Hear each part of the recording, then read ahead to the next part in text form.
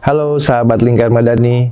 Seringkali dalam suatu studi, komunitas hanya menjadi objek penelitian. Nah, community-led research coba menempatkan komunitas menjadi pemilik dan penggerak penelitian, bukan sekedar sumber data. Isunya dari komunitas, pertanyaan-pertanyaannya dari komunitas, hasilnya pun untuk komunitas. Bukti lebih konseptual, kepemilikannya lebih kuat, dan advokasi pun pasti lebih tajam. Kita tidak akan bicara teori aja. Di setiap sesi, kita akan coba studi kasus yang dekat dengan konteks organisasi kita. Diskusi dengan sesama peserta dan menyusun langkah konkret yang bisa diterapkan. Jadi, kalau kamu mau merancang penelitian yang tidak hanya kuat secara metodologi, tapi juga benar-benar menjawab kebutuhan komunitas, pelatihan ini sangat cocok bagi Anda yang ingin belajar menyusun community-led research yang lebih inklusif, partisipatif, dan bermakna. Karena perubahan yang berdampak selalu dimulai dari pemahaman yang baik terhadap kebutuhan komunitas. Selamat belajar! Assalamualaikum warahmatullahi wabarakatuh. Shalom, Om Waalaikumsalam. Swastiastu, Namo Buddhaya, salam kebajikan bagi kita semua.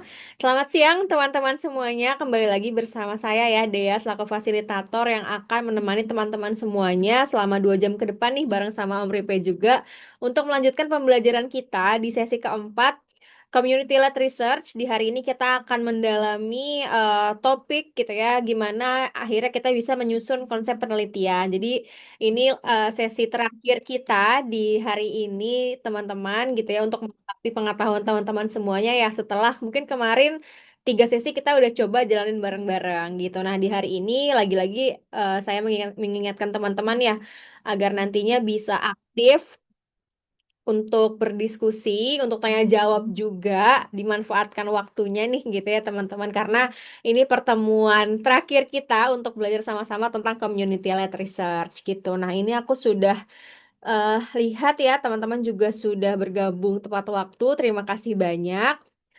Sambil kita menunggu juga nih teman-teman yang lain untuk join gitu ya. Mungkin aku mau coba tanya nih kabar teman-teman gimana sih yang hari ini? Apakah sudah ada yang mengantuk? Semoga semuanya semangat ya, udah kenyang, udah semangat lagi gitu. Mungkin udah sempat power nap dulu nih biar enggak ngantuk gitu. Mungkin aku mau coba dong tahu kondisi teman-teman nih gimana siang hari ini kabarnya dan kondisinya. Mungkin boleh disampaikan di kolom chat.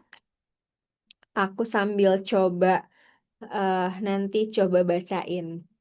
Oke. Oke, Kak Dito sudah kasih reaction. Oke, semoga semuanya dalam kondisi sehat ya dan semangat juga nih untuk mengikuti sesi sampai nanti selesai sesi di hari ini. Oke deh, kalau gitu sebelum kita mulai mungkin oke, nah sebelum kita mulai, aku mau minta sedikit review nih dari teman-teman gitu ya. Review terkait apa namanya sesi kita sebelumnya gitu. Kira-kira apa sih yang akhirnya nambah lagi nih pengetahuan teman-teman gitu yang sebelumnya kayaknya masih agak-agak bingung, tapi ternyata setelah sesi 3 kemarin sudah terjawab gitu ya, sudah jadi makin tahu gitu tentang apa namanya community-led research gitu. Mungkin aku mau coba apa namanya tanya kali ya, coba aku tunjuk mungkin. Aku mau coba eh, tahu review untuk sesi 3 ini. Sebentar, aku coba mau tahu dari Kak siapa ya? Kak Fajar mungkin boleh Kak, kira-kira dari sesi 3 kemarin apa nih yang apa namanya paling berkesan gitu ya atau paling Kak Fajar ingat gitu.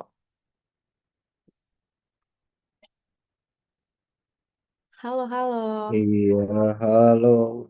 Suara saya udah terdengar belum ya? Sudah terdengar Kak. Ah, sudah. Halo. Selamat sore Kak Dea, Bang Arif. Ya, Di sore sore. hari ini termasuk hari terakhir ya. Betul. Kak, hasil diskusi kemarin cukup menarik, memberikan apa namanya pemahaman baru kepada saya terkait metodologi, termasuk metode-metode sampling dan sebagainya yang memang sebetulnya yang buat saya menarik itu terkait adanya 4 metodologi pengambilan bukan pengambilan data, ya pengambilan data kalau nggak salah, kualitatif, kuantitatif, mixed method, dan ada partisipatif yang Partisipatif. baru ya, partisipatif. Nah itu yang keempat ini saya baru benar-benar mendengar kali ini, Bang Arif, terkait adanya metode partisipatif. Walaupun secara metode sebetulnya kalau yang saya lihat itu bisa masuk ke dalam metode kualitatif juga kan, Iya, untuk iya. apa melalui proses FGD dan sebagainya. Itu yang memang mungkin saya akan coba pelajari lebih lanjut, khususnya terkait apa sih yang secara substansial yang membedakan antara metode kualitatif dengan partisipatif ini. Begitu mungkin kalau insight dari saya, Bang Arif, Kak Dea. Oke, terima kasih Terima banyak kasih. Kak Fajar. Semoga hari ini nanti banyak tambahan pengalaman dan pengetahuan lagi ya untuk melengkapi pengetahuan yang sudah dipelajari di 3 sesi kemarin. Oke, satu lagi mungkin aku mau tahu review sedikit dari Kak Yusha, mungkin dari IOG. Halo, halo Kak Yusha. Halo Kak, terima kasih Halo. Kak Dea, Bang Rifa. Kalau kemarin maaf saya juga agak sambil ada meeting, jadi tidak terlalu memerhatikan. Tapi tadi sama dengan Kak Fajar, banyak mempelajari mengenai metode-metode penelitian ya, dan memang ternyata yang kalau misalkan mengambil pengalaman dari Yogi saat ini, memang rata-rata kualitatif, tapi juga mulai masuk ke partisipatif seperti itu. Jadi sebenarnya tapi mungkin perlu ada beberapa tahapan yang disempurnakan. Jadi mungkin itu yang bisa saya ambil seperti itu. Oke, terima kasih banyak Kak Yusya. Semoga hari ini makin bertambah lagi ya untuk pengetahuan dan pengalamannya. Terima kasih. Mungkin teman-teman yang lain juga sepakat gitu ya dengan apa yang disampaikan sama Kak Fajar dan Kak Yusya tadi. Jadi harapannya di hari ini teman-teman bisa mengikuti sesi dengan baik ya sampai akhir. Nanti juga kalau semisal ada diskusi atau kita buka sesi tanya jawab, silakan dimanfaatkan kesempatannya untuk teman-teman bertanya gitu ya dan menyampaikan pendapatnya. Oke, terima kasih banyak karena sudah berbagi terkait reviewnya nih dari sesi 3 kemarin. Nah, mungkin sebelum kita mulai gitu ya, aku mau spill sedikit nih. Kemarin udah sempat disampaikan kalau nanti kita akan pilih 3 organisasi ya, Om ya.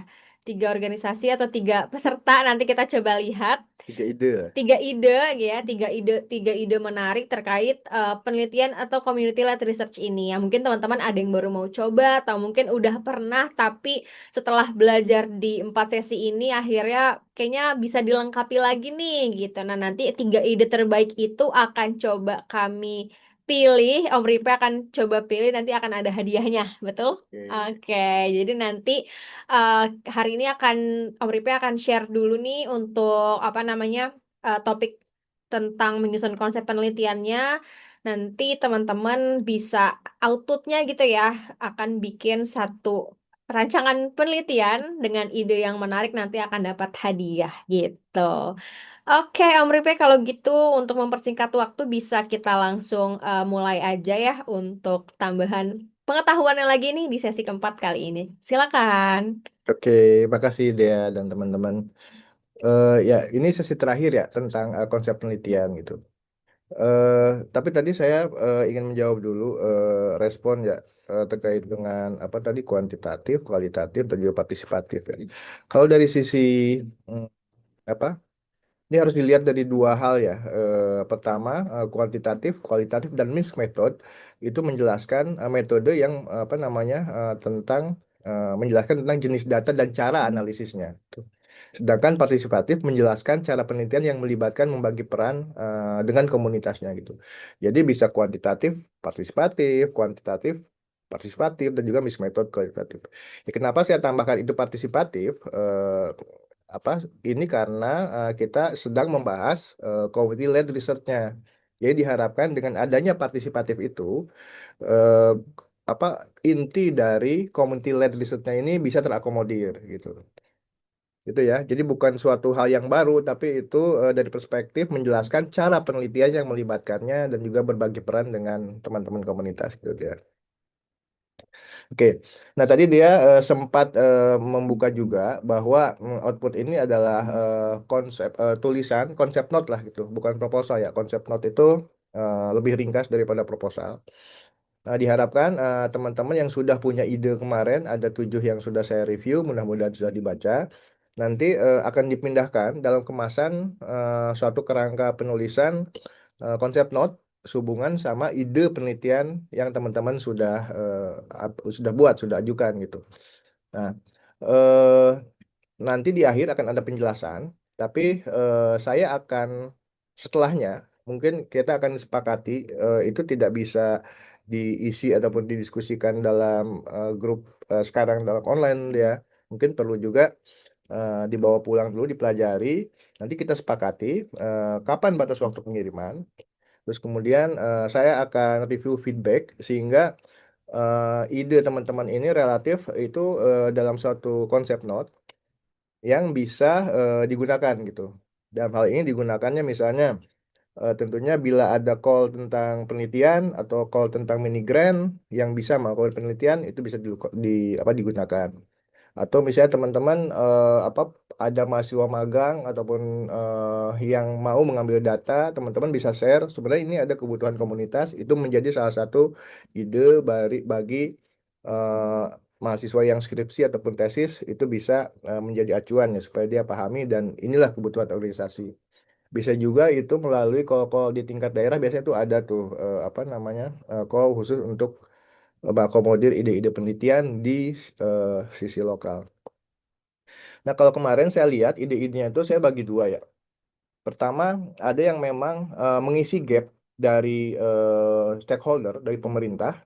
Ada juga penelitian yang cenderung akan mengkritisi pemerintah.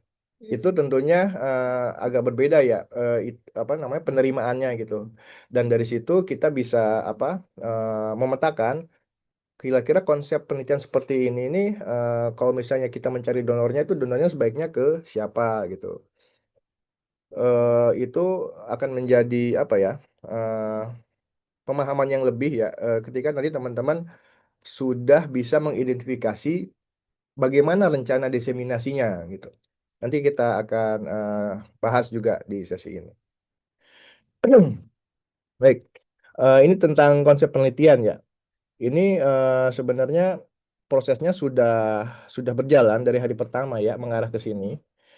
Jadi konsep penelitian atau proposal penelitian atau yang ringkasnya konsep note gitu biasanya kalau proposal itu ada yang hanya minta 4 atau 5 halaman saja atau kalau misalnya tesis skripsi itu mungkin ini bab 1 sampai bab 3 gitu kan.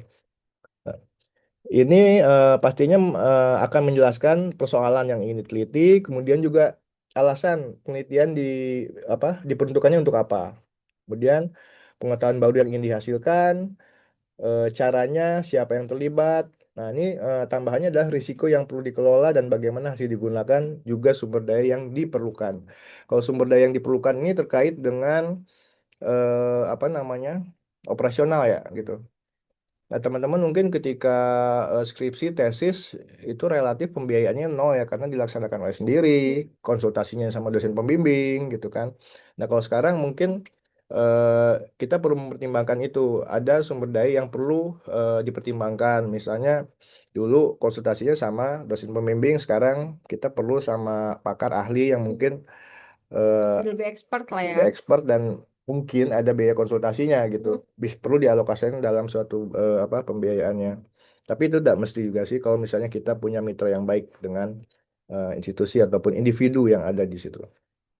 Nah, ini fungsinya eh bila narasi ataupun tulisan ini sudah ada, kita bisa menyamakan pemahaman secara internal, baik untuk tim penelitinya maupun nanti teman-teman yang akan menjadi mitra dan juga menjadi bahan kira-kira bila kita punya ide seperti ini, mitra teknis siapa yang bisa kita gandeng gitu. Misalnya ada NGO lain dengan isu yang sama, wilayah kerja yang sama, Bisa kolaborasi ya. kolaborasi atau dengan institusi pendidikan misalnya atau juga bahkan dengan Pemda. Kadang Pemda juga membutuhkan ya ide-ide itu Nah, mekanismenya tuh ada untuk APBD itu dengan usaha kelola tipe 3 ataupun tipe 4 itu.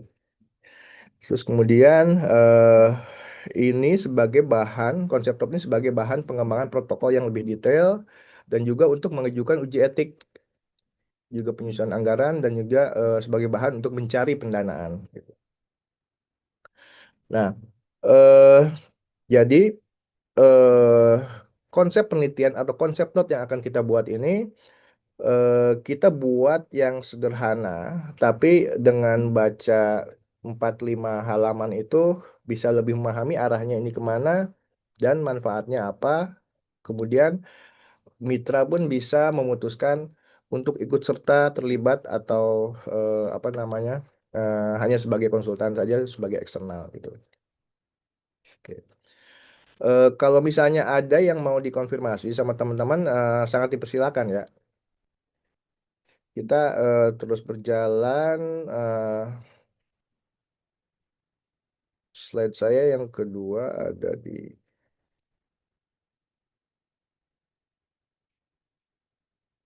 Maaf.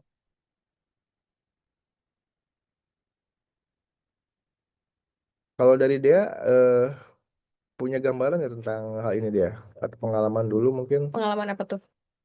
ketika membuat penelitian terlibat ataupun apa namanya dulu skripsi. Oh, bukan pas skripsi sih, tapi Oh, lebih ke pas mau ada, dulu pernah ikut, pas kuliah tuh pernah ikut kayak program Bina Desa gitu. Jadi kita ngajuin proposal buat pembinaan holistik di desa. Aku itu di Sukamakmur di Bogor. Nah, itu menggandengnya sih perangkat desa sih. Jadi memang mereka juga butuh data usia remaja yang memang perlu. Karena kita bikinnya tentang cash pro. Jadi oke. mereka perlu tuh data remaja yang mungkin belum punya atau masih butuh lah ya pengetahuan tentang cash pro, terus karena di sana angka pernikahan dininya tinggi, jadi butuh juga tuh data-data yang karena mungkin kalau di daerah itu kalau pernikahan dini kan tidak tercatat ya. Mm. Sedangkan kita butuh datanya nih berapa sih sejauh ini. Nah, itu akhirnya coba gandeng apa ya pihak BKKBN juga, terus masyarakatnya juga yang tentunya juga Pak RT, Pak RW segala macam. Nah, itu turut dilibatkan gitu. Karena merasa butuh ya data itu ya. Saya butuh karena memang ini cukup meresahkan gitu ya, cukup mereka juga sudah mulai apa namanya mau berubah lah ya, anak-anaknya juga mulai semangat untuk lanjutin sekolah gitu. Nah, akhirnya coba menggandeng beberapa pihak yang akhirnya mereka juga dapat impact positifnya gitu ya, dan kitanya juga untuk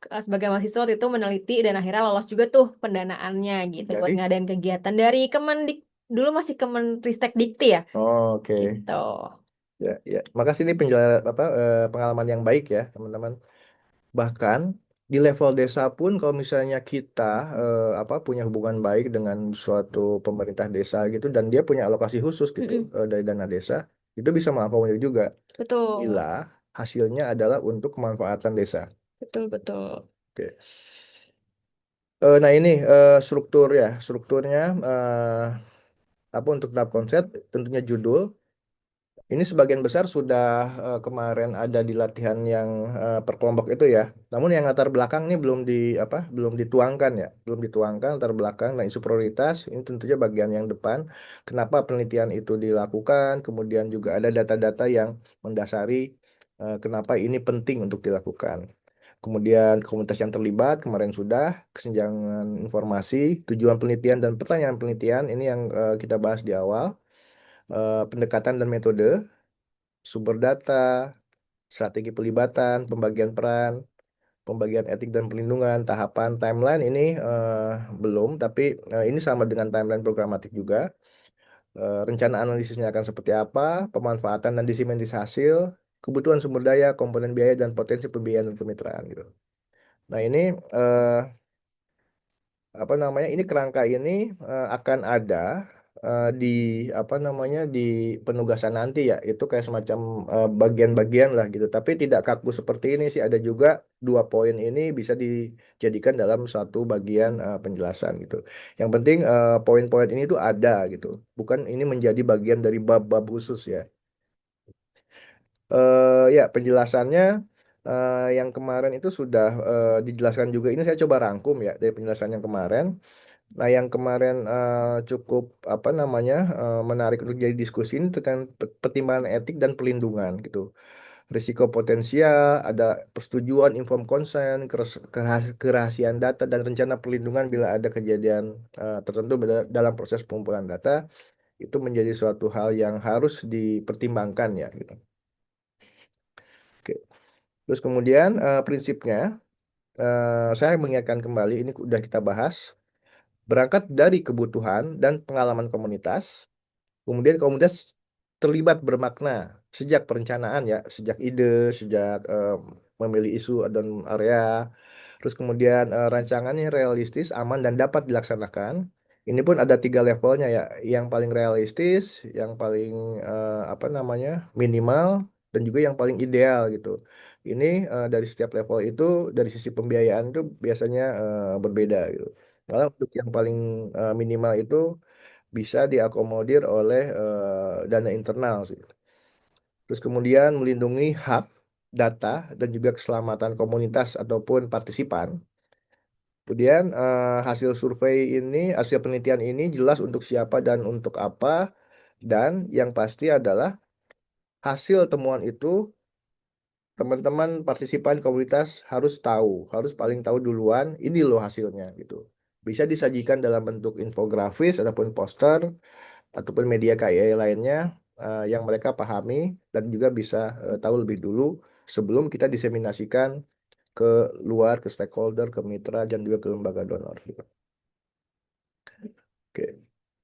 Nah ini tip penyusunnya nanti teman-teman gunakan bahasa yang sederhana dan inklusif ya. Artinya kalau misalnya ada istilah-istilah yang terlalu terlalu kampus atau terlalu ilmiah mungkin dipadankan dengan apa dalam tanda kurung penjelasannya gitu. Terus kemudian setiap bagian yang tadi yang di sebelah kanan ini saling terkait ya satu sama lain. Kemudian juga libatkan komunitas tentunya dan dokumentasikan asumsi dan keputusan-keputusan penting dalam proses pengembangan proposal ini. Nah, yang nanti teman-teman buat ini adalah draft awal ya, yang mungkin bisa berubah seiring dengan proses dari apa pengembangan proposal yang lebih detail bila ingin dibuat ataupun diajukan sebagai proposal. Ini proses ini adalah sambil kita apa berproses belajar dan nanti akan ada dibuka untuk kepentingan coaching ya. Iya, betul. Nah, eh, kemarin saya sempat apa namanya di hari pertama kalau nggak salah Mhm. dibahas juga soal Oh iya. uji etik penelitian ya. Ini saya akan coba jelaskan. Saya share screen di depan.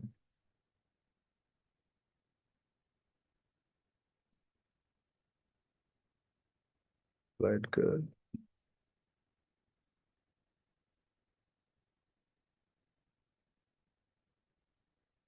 Ya, ini satu slide ini bisa dilakukan sendiri. Tapi juga bisa dilakukan oleh badan ataupun dewan ataupun komisi etik yang ada di universitas atau mungkin di lembaga penelitian bahkan di BRIN gitu. Oke. Itu untuk menguji apakah penelitian ini layak untuk dilaksanakan gitu.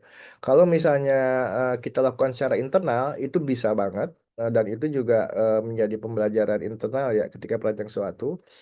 Tapi bila ingin lebih formal, uji etik penelitian ini bisa dilakukan kepada institusi penelitian ataupun Dewan Etik Penelitian. Kalau di bidang kesehatan itu ada apa Balitbangkes, kemudian di bidang-bidang lain juga ada. Tapi yang bisa mengakomodir semua itu adalah kampus ya, kampus yang memiliki Dewan Etik gitu. Dan biasanya berbayar sih, berbayar antara 1,5 juta sampai 2 juta untuk direview. Jadi proposal kita tuh direview sama mereka dan nanti akan keluar. Pertama, kalau misalnya ada revisi, mereka akan feedback. Dan kalau misalnya sudah lulus dan layak untuk dilaksanakan, itu kita bisa mendapatkan surat bahwa desain penelitian ini lolos uji etik dan layak untuk dilaksanakan. Gitu. Nah, surat itu untuk apa? Biasanya itu untuk melengkapi administrasi bila suatu penelitian melibatkan pemerintah daerah ataupun apa namanya sektor lain gitu, termasuk sektor swasta, misalnya bila ada bahwa penelitian ini memang layak dilaksanakan. Bahkan juga bila dibutuhkan itu untuk mengurus izin pengumpulan data ke Kesbangpol. Jadi ada beberapa penelitian yang dalam untuk suatu wilayah tertentu itu kadang stakeholder tempat itu meminta itu. Terus kemudian menilai kelayakan ini tentunya melihat beberapa hal ini, 7 hal ini ya. Dari relevansinya penting nggak sih itu untuk kelompok partisipan. Kemudian keterjawaban dari pertanyaan penelitian ini bisa nggak dilakukan dengan cara metode seperti ini, pertanyaan turunan seperti ini gitu. Kemudian akses terhadap lokus penelitian ataupun partisipan, gimana caranya? Terus kemudian kapasitas tim dilihat juga tuh. Kan kalau di apa di penelitian tuh biasanya dilampirkan struktur tim ya. eh, Principal investigator atau peneliti utama, kemudian juga ada co-nya, peneliti-penelitinya, kemudian juga ada pengelola datanya, kemudian juga ada tim lapangannya, fasilitator lapangan ataupun enumerator ataupun pengumpul wawancara. Kemudian dilihat juga dari kelayakan dari etik dan keamanan ya, etik terhadap prinsip-prinsip pemenuhan hak dari responden itu dan juga pelindungan partisipan gitu. Tentunya waktu dan sumber daya yang disediakan apakah cukup untuk bisa mengakomodir pelaksanaan penelitian ini dan pemanfaatannya akan seperti apa? Digunakan untuk suatu keputusan atau perubahan yang konkret atau enggak, atau hanya sebagai menemukan eh, pengetahuan yang baru.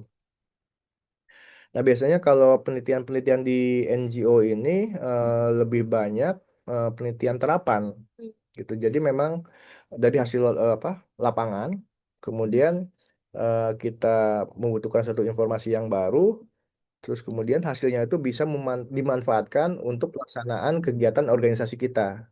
Jadi bukan penelitian murni ya. Gitu. Oke. Terus kemudian ini dari sisi cara teman-teman di Dewan Etik menilai ya, mereka melihat relevansinya sampai pemanfaatannya ini, kemudian juga mereka juga dari setiap dimensi ini mereka teman-teman yang menguji etik ya, kalau misalnya diujikan, melihat 7 area ini apakah bisa terjawab dengan baik atau tidak. Nah, tapi ini saya tampilkan di sini untuk kalau kita menguji secara internal ya, gitu. Kalau kita serahkan ke universitas atau lembaga penelitian untuk diuji, itu ada biayanya, Mm-mm. gitu. Dan kita kayak siap siap terima jadi, oh Mm. ini benar, ini salah, revisi gitu. Tapi kalau kita melakukan menguji sendiri kelayakan dari pelaksanaan penelitian kita ini, termasuk juga mungkin melibatkan eh, apa senior dari lembaga gitu, itu bisa menjadi pembelajaran sendiri untuk internal kita. Yang mau komen sangat dipersilakan ya teman-teman ya. Ya, mungkin ada yang mau dikonfirmasi dulu atau ada yang mau ditanyakan sejauh ini dari penjelasan Om Ripe, boleh, teman-teman. Siap, siap. Kira-kira Oke. adakah masukan?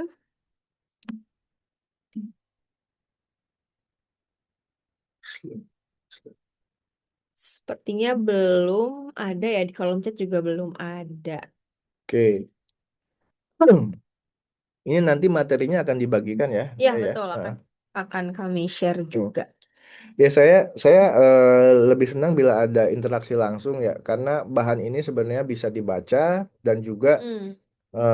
nanti selain slide akan ada yang lebih lengkap panduan bacaan yang lebih Iya, akan ada handout juga nanti ya. handout ya, itu yang akan dibagikan. Itu ada yang present. Iya, ada Kak Yusya ya. Boleh Kak Yusya, kira-kira apa yang mau dikonfirmasi atau mau ditanyakan? Terima kasih Kak Dea, Bang Ripe. Yang mau saya tanyakan tadi sebenarnya di etik ya, ethical Hmm. clearance. Itu Ya. kalau misalkan kita mau mengajukan ethical clearance, apakah harus kayak specific project? Atau misalkan ketika kita ada satu proposal yang memang di-funding sama satu donor, satu proposal Mm-mm. besar itu kan kita akan conducting beberapa activities. Nah, itu Mm-mm. bisa nggak sih apa namanya ethical clearance-nya jadi satu proposal di proposal besar itu? Mungkin itu Ya, pertanyaannya. Terima kasih. makasih. Eh, Makasih. bisa bisa banget itu. Jadi, misalnya ada aktivitas penelitian dalam suatu program yang didanai oleh sebuah donor gitu ya. Ya, tapi kan kalau misalkan donor itu biasanya kan kita apa outputnya kan nggak hanya satu ya, tapi ada beberapa output gitu. Dan itu bisa nggak sih dijadikan satu clearance etik aja atau harus misalkan satu output atau misalkan satu penelitian itu harus masing-masing clearance etik karena rata-rata untuk kayak subjek penelitian dan target pesertanya itu hampir sama semua seperti itu. Ya. Eh, itu tergantung dari ini apa namanya protokol penelitian yang dibuat ya. Apakah ini bisa mengakomodir semua eh, apa objektif-objektif dari penelitian yang ada? Saya rasa itu bisa, bisa banget gitu. Dan perlu diketahui bahwa dokumen yang diajukan untuk uji etik itu adalah pertama protokol penelitian ya, yang isinya kayak konsep note ini tapi lebih detail, termasuk juga cara penulisannya, cara apa penempatan referensi di mana gitu. Terus kemudian selain ini juga ada profil tim peneliti. Biasanya masukin CV, terus kemudian juga apa namanya pembiayaan sih tidak perlu dimasukkan untuk menjadi lampiran ya, tapi yang penting adalah timeline juga gitu. Nah, dokumen ini yang apa diajukan untuk suatu institusi gitu untuk diujikan gitu. Nah, hasilnya akan berupa surat apa rekomendasi bahwa ini adalah sudah uji etik dan seterusnya. Nah, ini menarik ketika pembiayaannya dilakukan ataupun dari donor internasional ya, donor asing gitu. Ini kita harus bisa mengemasnya dalam narasi konsep note itu supaya konsep note ini bersifat netral ataupun menghindari prasangka bahwa oh ini penelitian yang didukung asing gitu. Jadi bisa apa? Itu kemampuan organisasi ya melokalkan diri tidak perlu kadang tidak perlu menyebutkan penelitian ini didukung oleh siapa. Yang penting pokoknya ada gitu kan. Pokoknya ada. Pokoknya ada.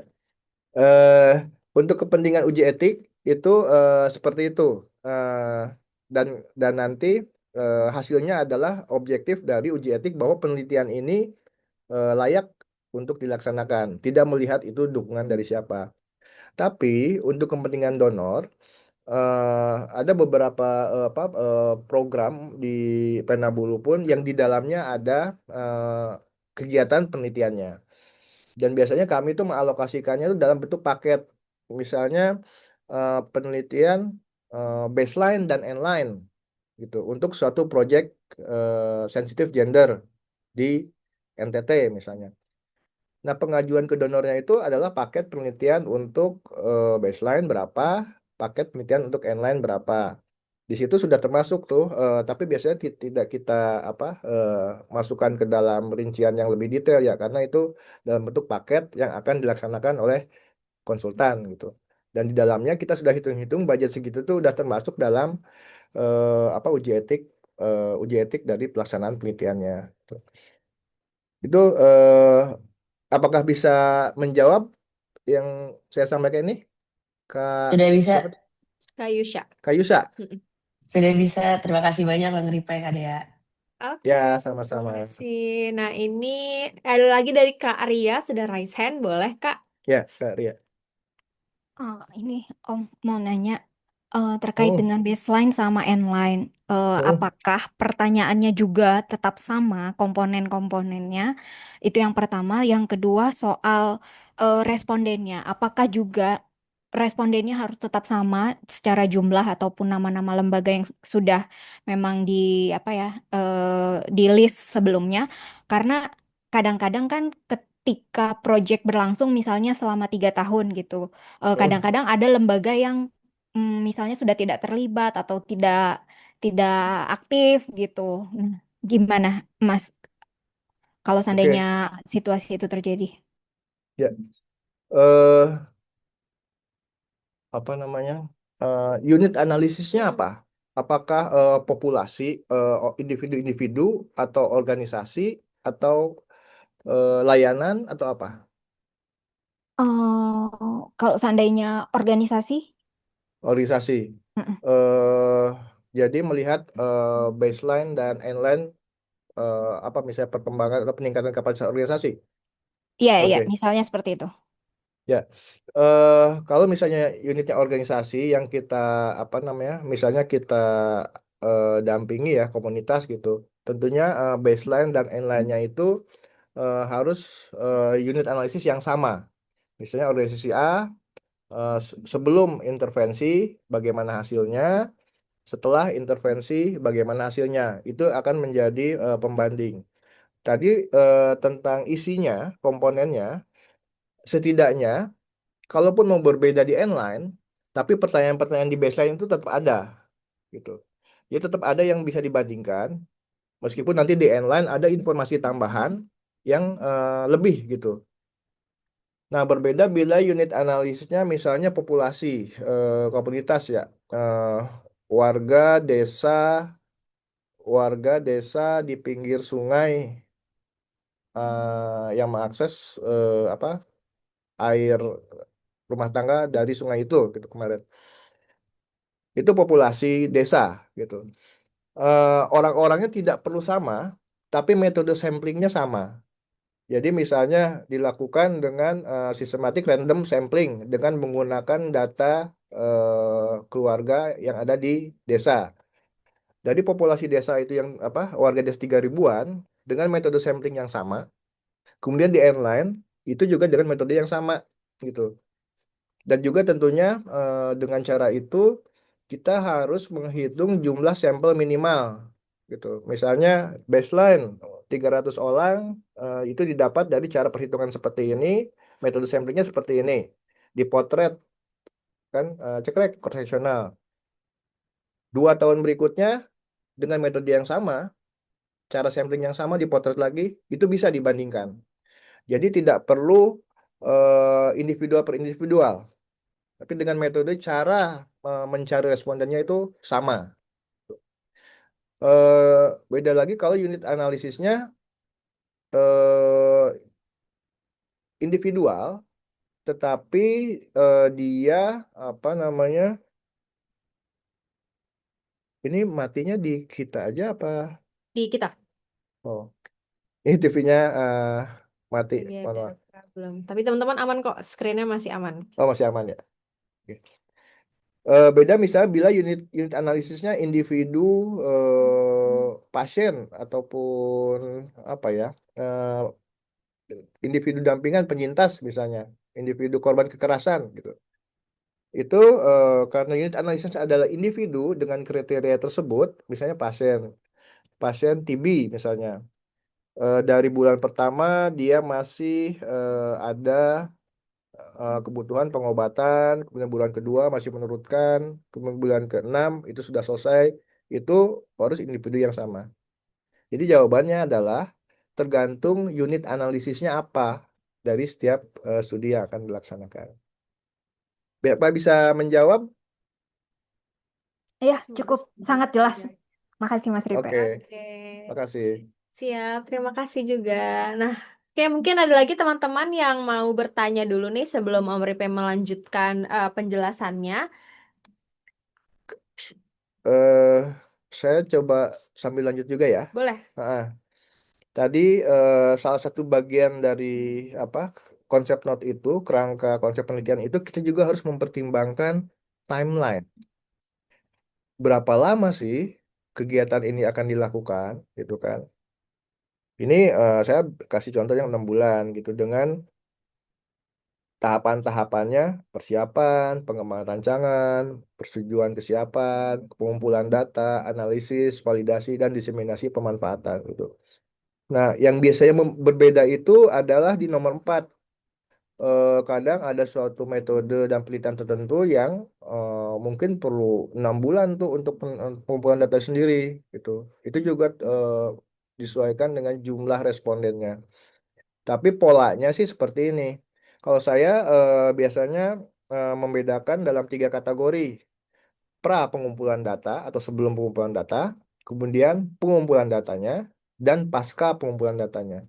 Kalau dilihat dari contoh ini, pra pengumpulan data itu persiapan, pengembangan rancangan, persetujuan kesiapan, dan biasanya saya tambahkan lagi workshop tim emulator, workshop tim pengumpul data.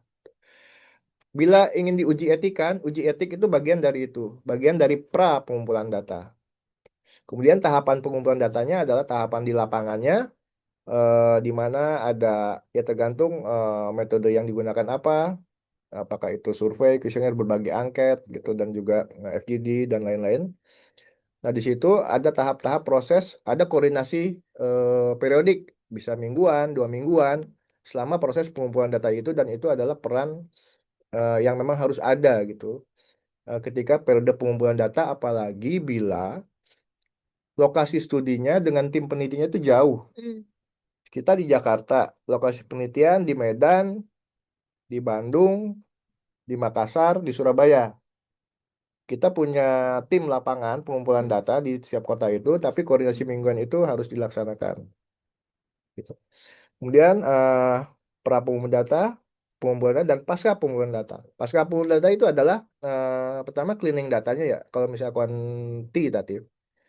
Apalagi pengumpulan datanya sekarang sudah menggunakan aplikasi ini ya, yang online, ketika klik udah nyambung ke apa di di drive gitu. Kemudian analisis dan juga apa namanya ada juga presentasi temuan awal. Nah, bila bila ini CLR, dalam proses itu tuh komunitas atau perwakilannya itu dilibatkan juga. Ini loh temuan awal kita seperti ini. Ini ada pertemuan seperti ini, ada keunikan seperti ini. Itu disampaikan, divalidasi sama mereka. Oh oke ya, memang keadaannya seperti itu gitu. Nah, setelah itu difinalisasilah menjadi suatu laporan lengkapnya. Setelah itu oke, baru tahapan diseminasi ataupun publikasi, dibuat dalam beberapa saluran, bisa lembar fakta ataupun apa namanya konten-konten di media sosial gitu sebagai cuplikan untuk bahan edukasi maupun kampanye. Dan tahapan selanjutnya dibuat jurnal ilmiah, baik itu jurnal di level apa lokal maupun bisa ke jurnal regional maupun internasional gitu. Dan sebagai catatan, kalau jurnal internasional itu biasanya membutuhkan penelitian yang melewati uji etik. Oke, Hmm, saya lanjut ke L5 ya.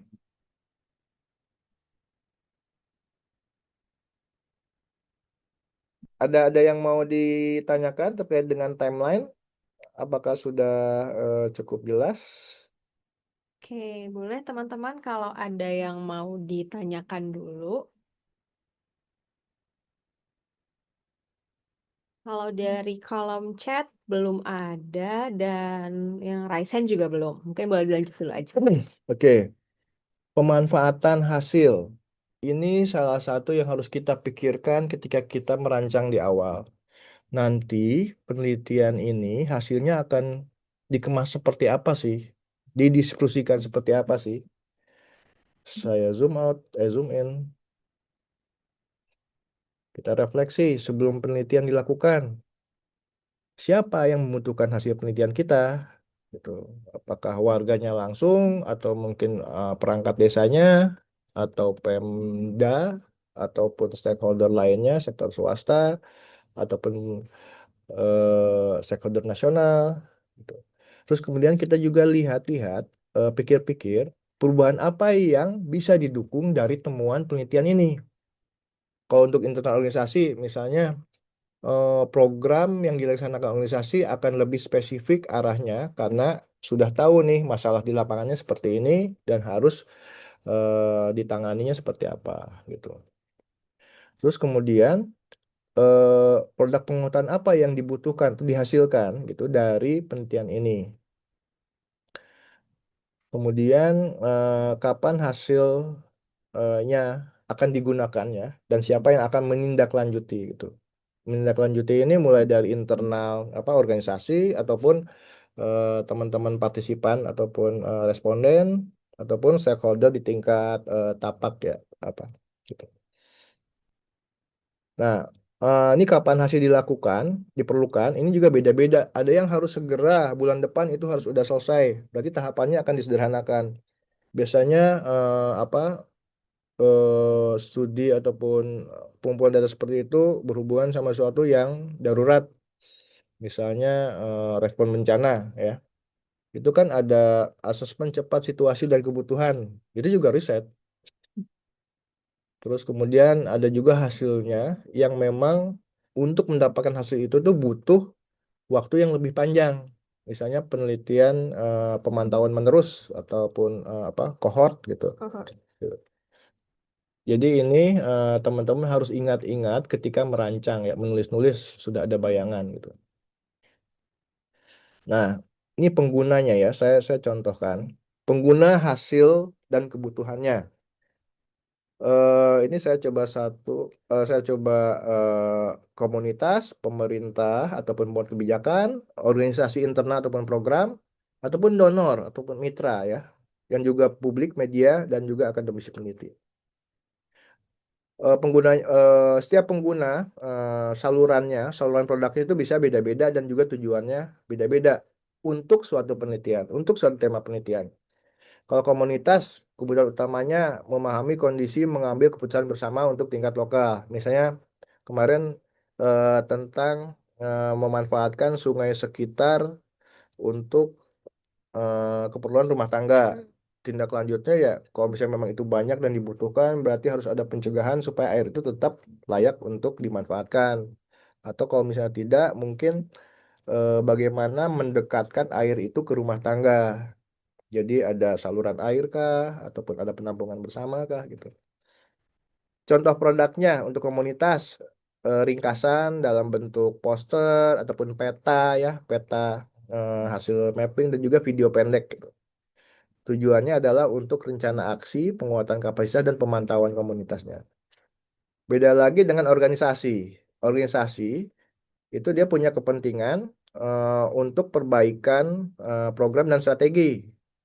Jadi laporannya ini lebih lengkap. Laporan temuan, dashboard kadang disajikan dalam bentuk dashboard online ataupun kalau tidak cukup juga offline dan juga sebagai bahan evaluasi program. Gitu. Terus kemudian eh, tujuan pemanfaatannya adalah untuk penyesuaian program, alokasi sumber daya dan juga mungkin untuk referensi pengajuan program tahun berikutnya ataupun ada peluang proposal baru nih. Oh, dulu kita pernah mengadakan penelitian yang relevan. Kita bisa cuplik itu datanya dan itu menjadi salah satu nilai tambah ya bila memiliki data penelitian sendiri dan khusus wilayah kerja sendiri. Misalnya contoh lain untuk donor. Untuk donor, bila didanain sama donor atau mitra, ini sebagai bukti dampak atau pembelajaran. Nah, laporannya lengkap, infografis. Kadang kita juga perlu mempresentasikan hasil. Kemudian ini tujuannya untuk keputusan pendanaan ditambah atau enggak, dilanjut atau enggak, dan juga eh, membuka perluasan program baru misalnya. Bila kita melibatkan mitra dari akademisi dan peneliti, beberapa kali eh, saya melibatkan rekan dari akademis peneliti itu mereka tidak tidak dikasih honor nggak apa-apa, tapi mereka ingin oke kita lakukan dengan sebaik-baiknya, selengkap-lengkapnya pakai uji etik gitu. Teman-teman akademisi ini mereka akan dapat poin jika ada publikasi ilmiah. Jadi dengan adanya publikasi itu udah poin sama mereka. Mereka tidak tidak tidak mengharapkan suatu honor ataupun dari sisi material, tapi dengan adanya produk pengetahuan yang baru ini, nama mereka ada, itu ada poin buat mereka sebagai peneliti ataupun sebagai akademisi ya. Nah, eh ya ini mereka sebagai besar untuk publikasi ilmiah ya gitu. Jadi kalau dosen itu pun ada poin-poin harus dicapai ya untuk bisa naik jabatan ataupun kewajiban yang perlu dipenuhi untuk publikasinya. Nah, eh selain kebutuhan ada juga rencana diseminasinya ya. Rencana diseminasi ini eh, apakah kita akan melalui diskusi publik, dialog kebijakan, seminar, atau juga mungkin bisa melalui website kita, portal kita, media sosial gitu kan, untuk sharing, untuk melihat meningkatkan visibility organisasi kita, atau juga media briefing, memanggil wartawan, publikasi, personal seminar, apa, Press press release. release untuk satu temuan gitu. Dan itu tentunya tergantung manfaat dari temuan kita ini seberapa luas bisa disebarkan gitu.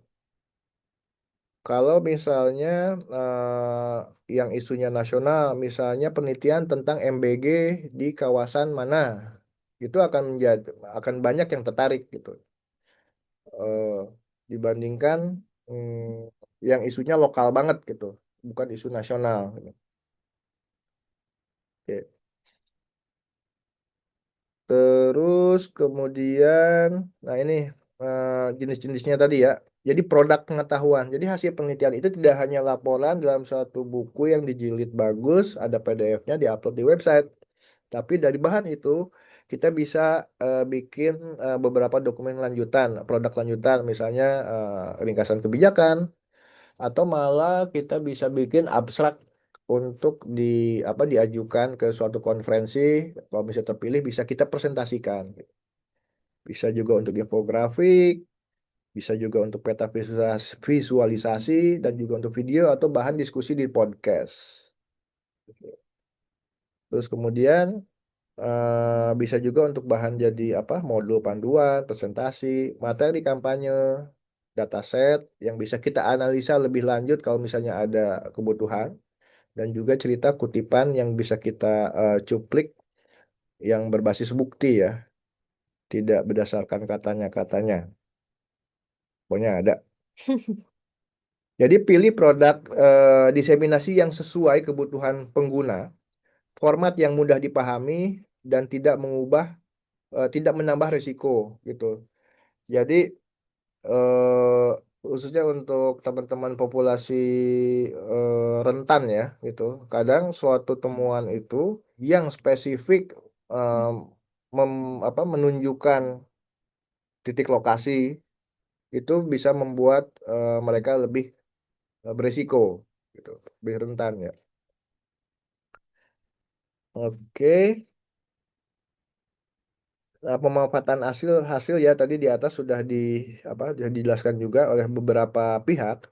Nah, yang penting pemetaan hasil yang saya maksud ini adalah kita sebagai pelaksana penelitian dengan cara metode community led research itu tadi. Hasilnya berakar kepada kebutuhan komunitas ya, mulai dari masalah yang dihadapi, kemudian dilakukan bersama komunitasnya, terlibat dalam interpretasi, nanti level-level pelibatannya juga kita ada levelannya. Kemudian memberi manfaat dan juga bermanfaat, digunakan untuk perubahan yang nyata, aman dan etis, dan juga adaptasi dan berkelanjutan. Jadi hasil ini bisa digunakan untuk perbaikan berkelanjutan dan juga pembelajaran. Terbuka dan transparan proses datanya, ketika nanti ini sumbernya apa, bagaimana metodenya. Jadi teman-teman tuh bisa menjawab gitu. Oke, saya jadi pilot kan? Karena dingin sepertinya ya. Cuacanya juga lagi agak pancaroba nih, suka tiba-tiba hujan. Teman-teman di sana juga sudah mulai tiba-tiba hujan kah? Di sini Iya, tiba-tiba hujan kalau sore nih di Jakarta. Oke, oke. kita bisa lanjut. Atau mungkin kalau ada yang mau tanya dulu juga boleh. Ini udah ya. mungkin atau mau berbagi pengalaman gitu ya, pernah juga nih coba menerapkan ini atau ada tips and trick juga kali ya, gitu juga boleh nih teman-teman, praktik-praktik yang biasanya teman-teman apa namanya sudah pernah lakukan gitu apa aja.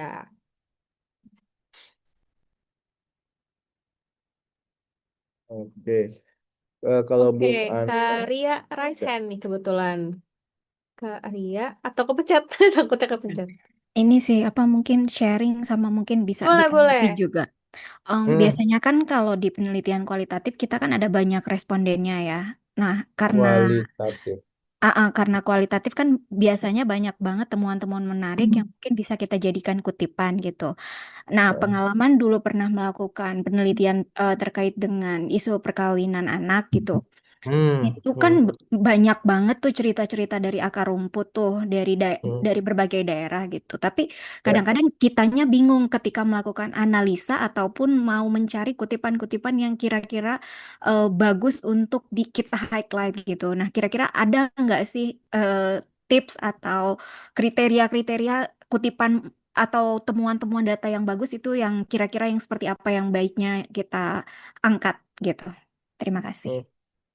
Itu dulu apa tentang pernikahan dini ya, Iya, pernikahan anak ya. pernikahan anak. Hmm. eh Waktu itu menggunakan apa analisa tematiknya, ketemunya apa aja tuh? Misalnya kalau di kan waktu itu ada di 5 daerah. Nah, dari Hmm, masing-masing 5 daerah itu kan punya cerita yang beda-beda. Misalnya kayak di Lombok itu kalau ada anak yang pulangnya agak maghrib, mereka langsung dipaksa menikah gitu. Padahal kalau dari hmm, apa namanya dari responden, mereka bilang saya masih mau sekolah, tapi saya dipaksa untuk menikah gitu. Nah, hmm. atau misalnya beda lagi dengan yang dari daerah Jawa gitu. Kalau dari daerah Jawa, mereka anak-anak itu mengaku bahwa mereka dipaksa menikah dengan juragan-juragan pemilik kapal karena kebutuhan ekonomi gitu. Oke, oke. Ya, ini ya saya coba memahami ya, kualitatif kan ya. Ya, Iya, betul. ya, ya kualitatif itu analisanya tentunya berdasarkan tema-tema yang biasanya muncul dari sub pertanyaan penelitiannya ya gitu. Tapi selain tema-tema itu juga bisa muncul dari tema-tema sosial demografis, misalnya dari sisi kewilayahan itu tadi, dari sisi ekonominya, apa sosial ekonominya gitu, dan juga bisa membandingkan antara wilayah akhirnya gitu. Nah, eh, kalau misalnya yang menarik seperti apa, tentunya eh, apa setiap individu itu menyampaikan suatu yang dia rasakan dan memang itu menjadi unik gitu buat kita. Eh, Kalau dari sisi tema, dari sisi apa yang disajikan, itu saya tidak bisa menebak karena mungkin teman-teman yang membaca hasilnya itu akan bisa lebih paham ya. Yang pasti sih kutipan itu perlu mewakili tema-tema yang dikategorikan sama teman-teman ketika menganalisa. Terus kemudian dari sisi penyajiannya, biasanya kan eh, saya apa kira-kira kutipannya kayak gimana ya dia tentang pernikahan? Saya diminta apa ya, segera menikah untuk membantu ekonomi keluarga, Oke, perekonomian keluarga. ya misalnya itu. Kemudian akan ada quote ya, misalnya DA 16 tahun, kota Kupang itu. Nah, eh, kalau yang bisa saya rekomendasikan sih dari sisi ini ya, apa namanya, dari sisi siapa yang mengucapkannya. Pertama tentunya ya anonimnya, kemudian gendernya, dan juga Siap. usianya, dan juga lokasinya, Hmm, tempatnya, sehingga teman-teman pembaca pun bisa membaca, oh kutupan ini nih di kota Kupang ada, mm-mm. kemudian di kota Kota lain ada dengan di usia yang hampir mirip-mirip juga Makassar kali ya. ada gitu, seperti itu.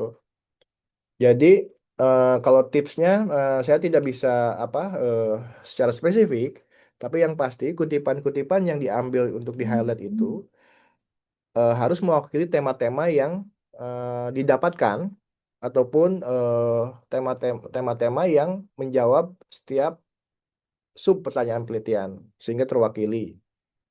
Nah, dari sisi penyajiannya itu yang biasa yang bisa menjadi menarik itu adalah siapa yang bicaranya. Meskipun itu anonim ya, tapi kita bisa menggambarkan oh dia perempuan usia berapa, tinggal di mana gitu. Nah, seperti itu mungkin. Ya, itu mungkin yang bisa saya sampaikan, tidak bisa lebih dalam untuk bisa memberikan rekomendasi yang lebih detail itu. Oke. Ada lagi mungkin teman-teman yang lain kalau misalkan mau tanya boleh atau mungkin mau mengonfirmasi beberapa hal ke Om Ripe juga boleh. Coba aku lihat di kolom chat belum ada. Ya, eh, teman-teman pernah melihat menonton film yang berasal dari cerita nyata?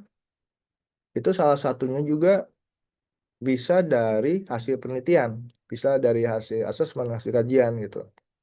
Dulu saya pernah membantu ini Ikatan Perempuan Positif Indonesia, itu rekan-rekan perempuan yang dengan HIV. Oh, oke. Mereka ada hasil asesmen menceritakan bagaimana mereka pernah mengalami kekerasan berbasis gender dan kemudian dibuat film gitu.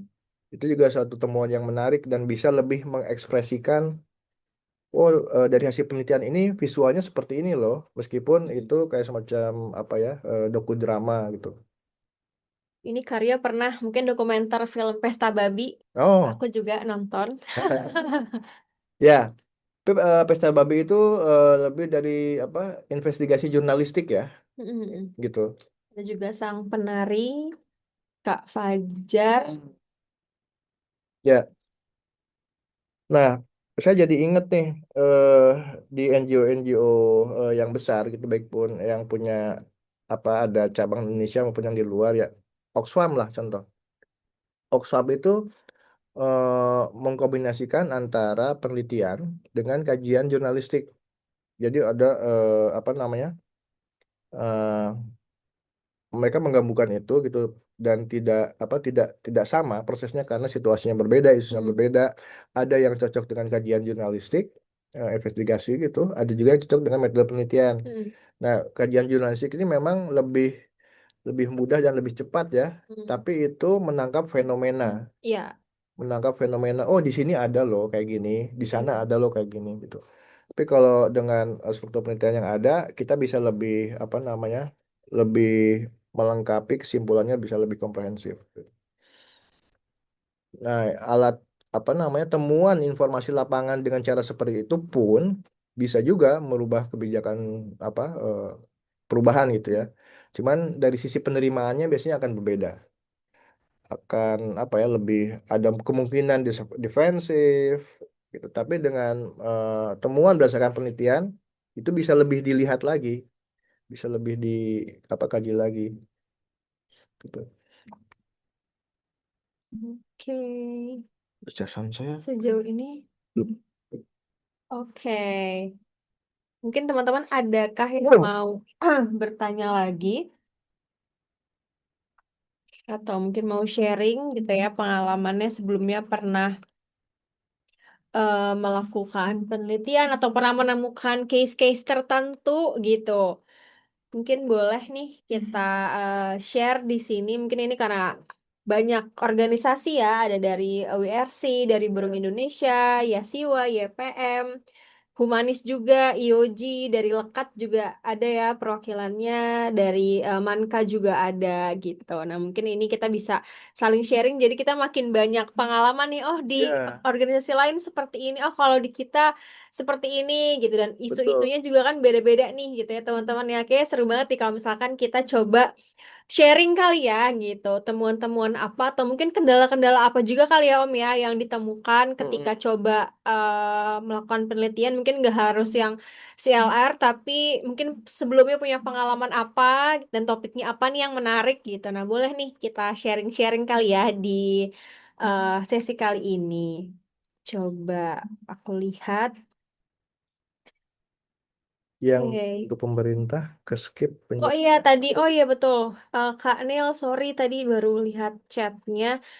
Yang bagian mana tadi ya? Apakah sudah terjawab atau belum ya Kak Neil ya? Sorry, sorry. Yang bagian output penelitian, Kak. Oh, Oh, oke. Nah, Oke, mungkin boleh Om. Output penelitian. oh iya. Yang pemerintah ya. Belum ke ganti Oh, screen-nya. oh screen-nya slide Oke. 6.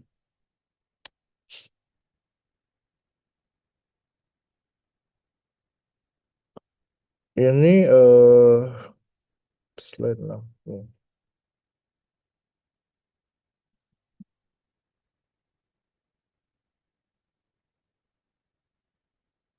Oh iya, ini teman-teman. Ini untuk pengguna ya, apa namanya, bukan pemerintah sebagai sasaran advokasi ya, tapi ini untuk pengguna, pembuat kebijakan. Nah, pembuat kebijakan, pemerintah desa, pemerintahan kabupaten, atau pemerintahan nasional pun itu, eh, mereka kebutuhannya adalah informasi berbasis bukti untuk perbaikan kebijakan gitu ya. Nah, produk-produknya yang ringkas ya, karena mereka tidak akan apa namanya punya waktu yang banyak untuk mendalami gitu. Dalam bentuknya bisa policy brief atau mereka bisa diundang dalam suatu seminar diseminasi.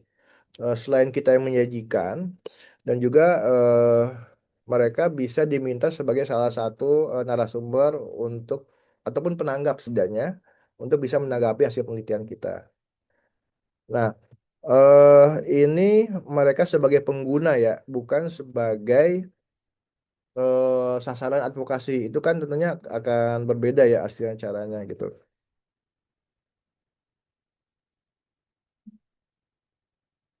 Begitu tentang tentang ini ya, tentang penggunaan hasil dan kebutuhannya. Dan mereka tentunya untuk perubahan kebijakan dan perbaikan layanan publik.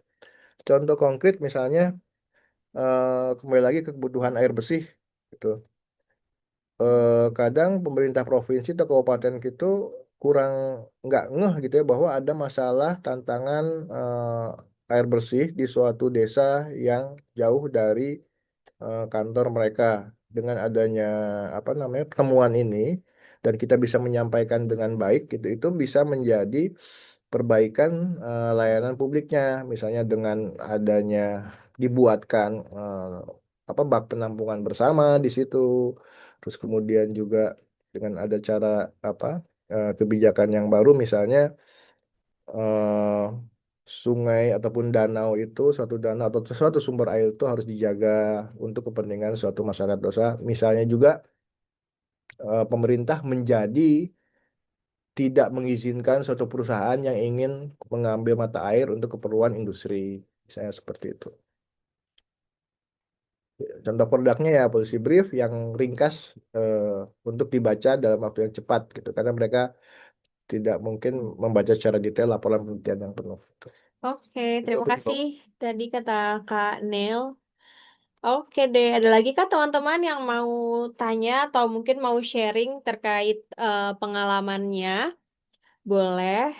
Atau mungkin aku yang mau tanya kali ya, Kak Om Ripe nih. Kalau sejauh ini Om Ripe sudah sering banget pasti gitu ya melakukan penelitian atau mungkin membantu juga teman-teman OMS atau gimana punya pengalaman, kira-kira hal yang paling apa ya, paling sulit gitu ya dilakukan itu apa sih di step mana dan cara Om Ripe mengatasi itu tuh gimana gitu. Kira di step awal kah atau ketika ngegandeng komunitas kah atau justru malah ketika mau coba untuk ada ambil data gitu-gitu. Step mana sih yang paling banyak apa ya kendalanya lah kali gitu kali ya tantangannya betul. Itu di ini di pra pengumpulan data ya, Oke. dalam tahapan terutama dalam tahapan penentuan apa namanya isu yang spesifik. Hmm. Jadi kadang teman-teman itu ide itu banyak spesifik, tapi kita harus memfokuskan, Betul. supaya tujuan penelitian ini dan juga pertanyaan lanjutannya dan juga kuesioner ataupun alatnya itu bisa menjawab gitu. Betul. Jadi kadang menurut satu teman sama-sama komunitas ya, Mm-mm. oh ini perlu dimasukkan Ini sebagai penting, semua pertanyaan, penting semua gitu ya. penting gitu. Tapi mau nggak mau kita harus sepakati bahwa yang paling penting itu yang mana. Mm-mm. Jangan sampai ada data yang dikumpulkan, tapi kita belum terpikir nanti cara penyajiannya seperti apa. Betul. Dan yang paling tadi ya paling mudah juga untuk disajikan, disampaikan juga ke audiens itu ya ke publik itu apa. Jadi lebih ke gimana sih menentukan fokusnya tadi ya. Mhm. Biar nggak terlalu luas dan nggak semuanya dimasukin. Dan kalau jadi pertanyaan kan nggak kelar-kelar tuh kayak bisa Ya, bisa lama ya nggak selesai-selesai jadinya. ya. Waktu itu saya ingat itu pakai alatnya angket, Oke. angket. Terus kemudian cara menyebarkannya gimana, Mm-mm. gitu kan? Bisa sebar di media sosial itu tidak terkontrol Mm-mm. siapa aja.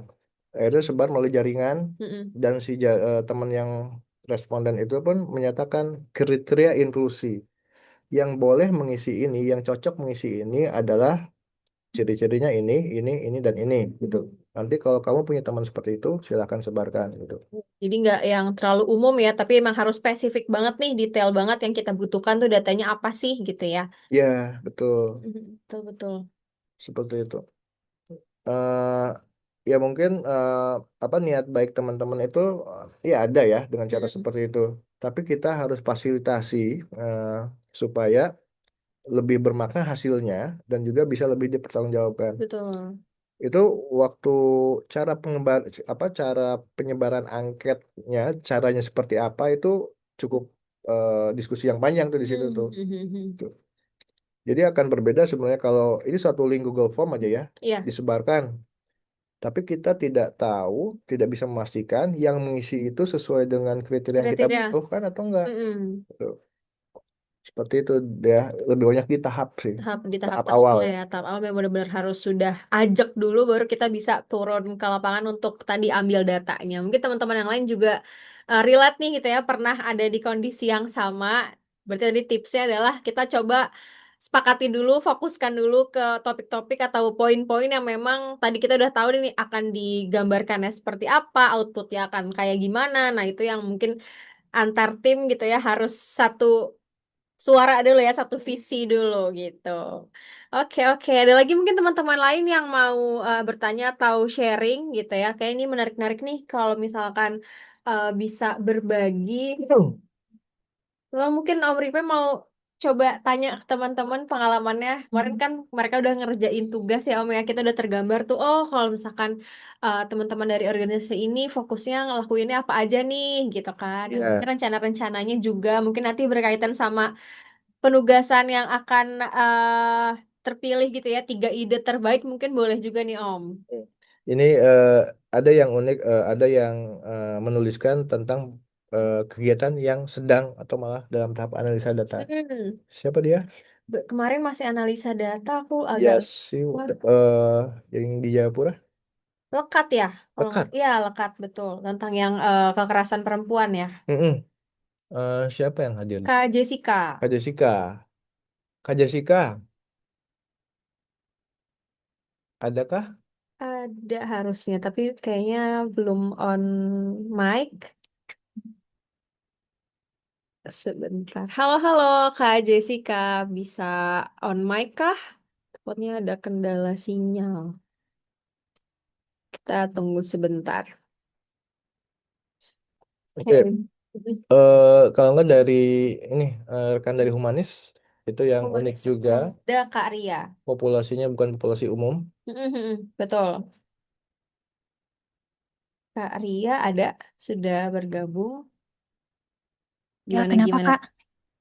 Ya, ini kemarin yang rancangan Kak Arya ini populasinya bukan populasi umum ya, populasi spesifik, populasi rentan gitu.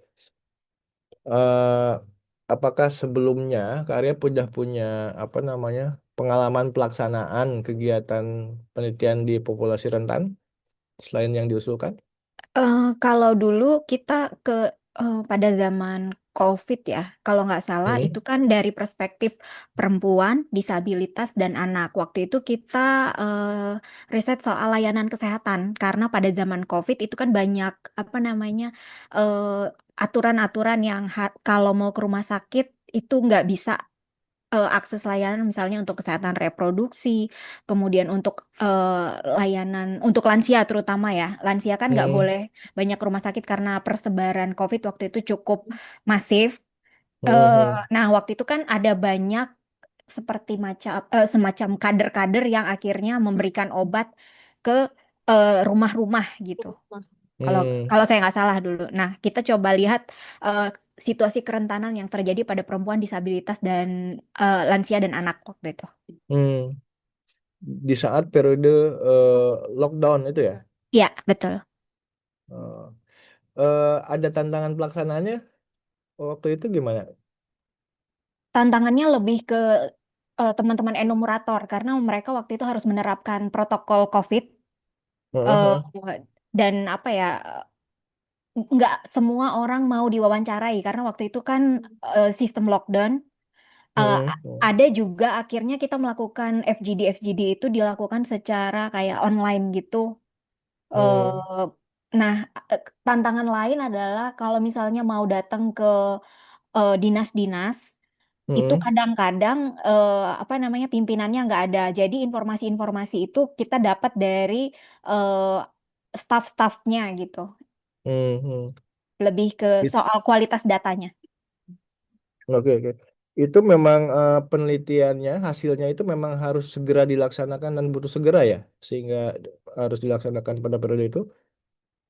Waktu itu iya karena kan mau melihat kayak semacam asesmen soal kebutuhan-kebutuhannya perempuan. Ada Oh, dua kali waktu itu. Satu soal asesmen soal bantuan sosialnya, yang satu lagi soal akses layanan kesehatan. ya, ya, ya, menarik itu. Makasih udah sharing ya. Itu asesmen cepat ya, yang harus segera kan ya. Tuh, kadang tidak apa namanya, kadang menghindarkan suatu yang lebih apa ya, tidak terlalu rigid lah untuk situasi-situasi itu, termasuk juga situasi bencana gitu, pengumpulan data saat bencana. Makasih sudah berbagi ya. Jadi ada situasi pengumpulan data penelitian yang dibutuhkan hasilnya itu segera untuk merespon situasi darurat. Oke, saya lanjut ke ini dulu ya, sumber daya Dan biaya. dan biaya. Ini kerangka apa namanya sebagai salah satu pengetahuan saja. Nanti di penugasan akhir di konsep note itu tidak dibutuhkan secara detail. Ini kelihatan di mana? Ini aman di screen kita. Aman. Oke. Pertama sumber daya manusianya tentunya ya, dari penelitinya, fasilitatornya, analis data kalau misalnya memang membutuhkan kebutuhan khusus, terus kemudian juga biaya komunikasi dan juga nanti diseminasi. Nah ini juga termasuk kalau misalnya eh, apa pengumpulan datanya dilakukan secara offline ya, itu harus kita pertimbangkan adanya pembiayaan sumber daya.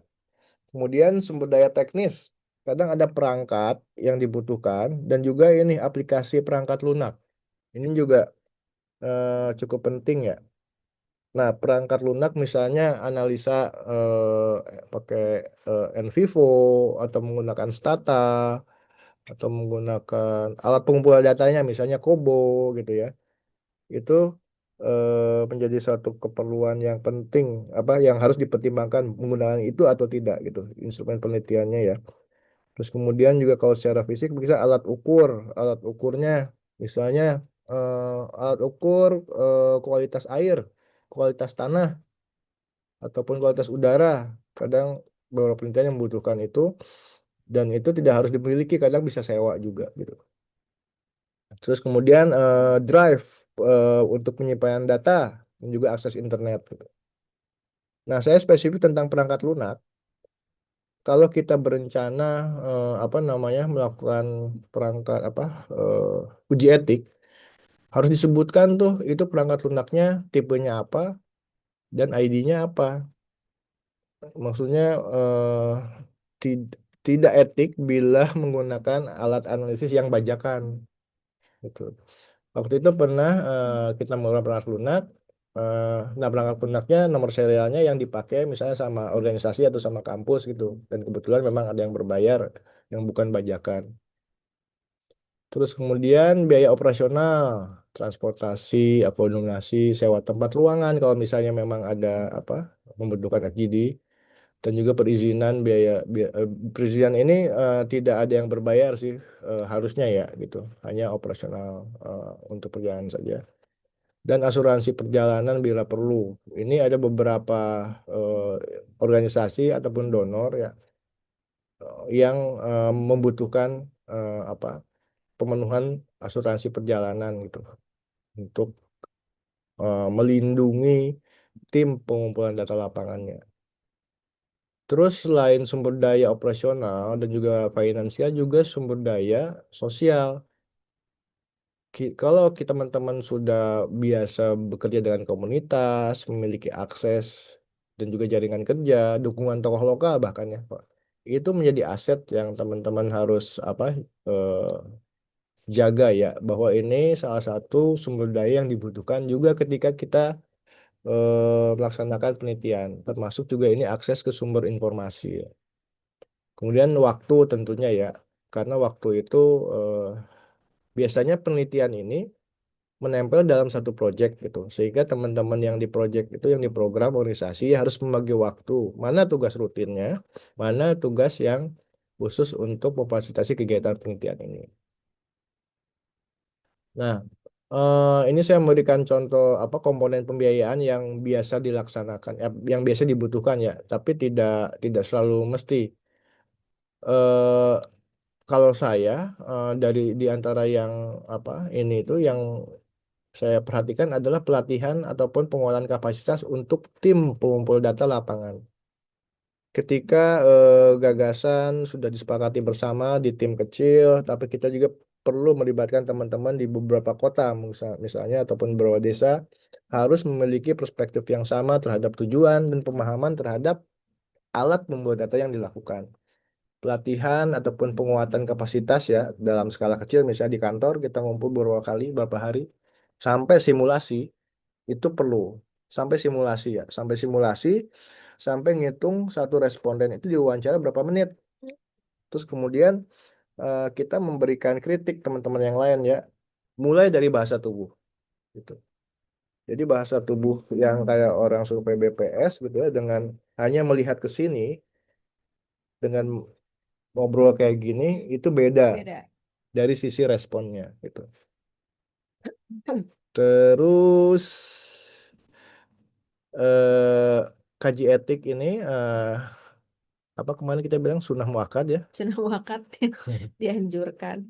Ya, ya beberapa hal ini bisa menjadi pertimbangan ya, termasuk diseminasi. Apalagi kalau teman-teman sudah punya channel diseminasi yang bagus, media sosial, website itu menjadi produk yang saluran diseminasi yang perlu dimanfaatkan maksimal.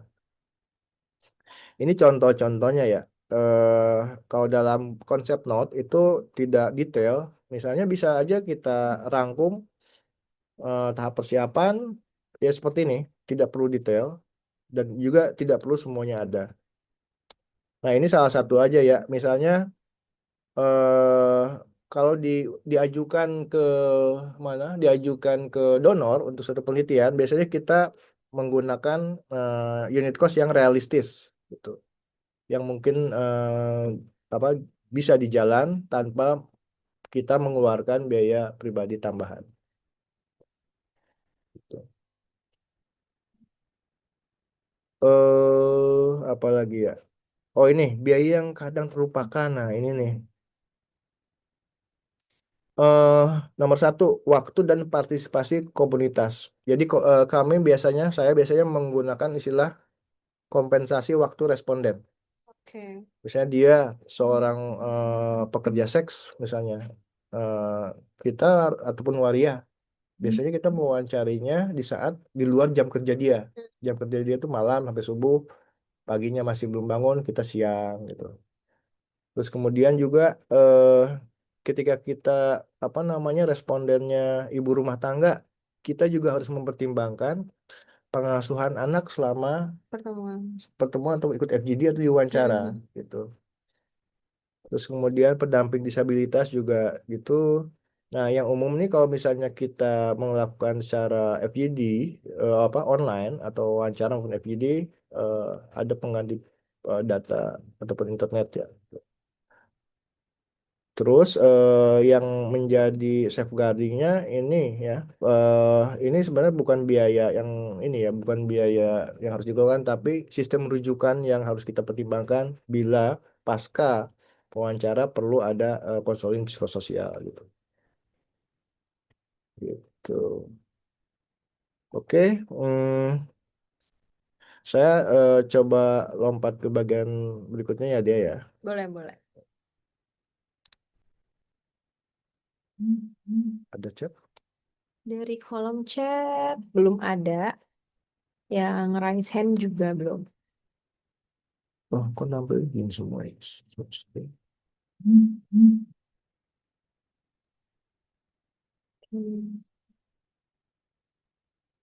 Udah.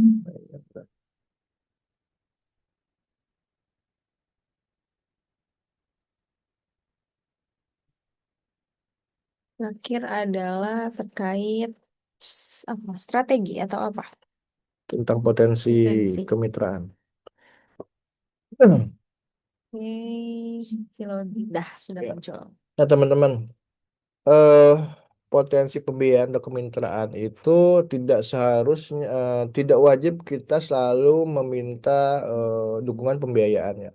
Bisa juga dalam bentuk dukungan tenaga, pikiran dan juga apa SDM gitu. Atau mungkin juga alat dan juga software yang misalnya organisasi lain punya alatnya, kita nggak punya. Organisasi sebelah punya drone untuk bisa melihat observasi lapangan, kita bisa pinjam gitu. Nah, tapi saya coba kategorikan ini ya, sumber biaya potensial. Pertama dilihat dulu di internal organisasi dia punya apa gitu. Apakah anggaran programnya ada untuk penelitian? Apakah ada dana untuk pembelajaran atau MEL? Ada dana advokasi, dana risiko gitu. Nah, ketika kita merancang suatu penelitian yang dianggap perlu untuk organisasi, berarti porsi ini juga bisa kita andalkan. Tapi bisa juga ketika kita ide, kita udah siapkan nih. Bila suatu waktu menemukan donor atau filantropi yang apa namanya relevan dengan tema-temanya, itu bisa kita mengajukan melalui hibah penelitian, small grant ya, ataupun innovation fund, rapid response fund, thematic fund gitu. Dan setiap donor atau lembaga filantropi itu biasanya punya tema-tema spesifik isu yang sendiri-sendiri, maksudnya unik yang sendiri-sendiri gitu. Kalau kita rajin berjejaring dan juga mengikuti perkembangan dari peluang-peluang ini dengan konsep note yang ada, kita nggak perlu lama-lama lagi, mungkin bisa menuangkan ke format proposal langsung dari call proposal yang ada. Terus kemudian pemerintahan juga bisa ya. Tadi saya sudah contohkan mulai dari dana desa, dukungan Pemda, bahkan juga perguruan tinggi gitu. Terus kemudian akademisi, lembaga riset. Nah, biasanya penelitian kolaboratif ya. Dan mereka jadi teman-teman akademisi itu ada tantangan ketika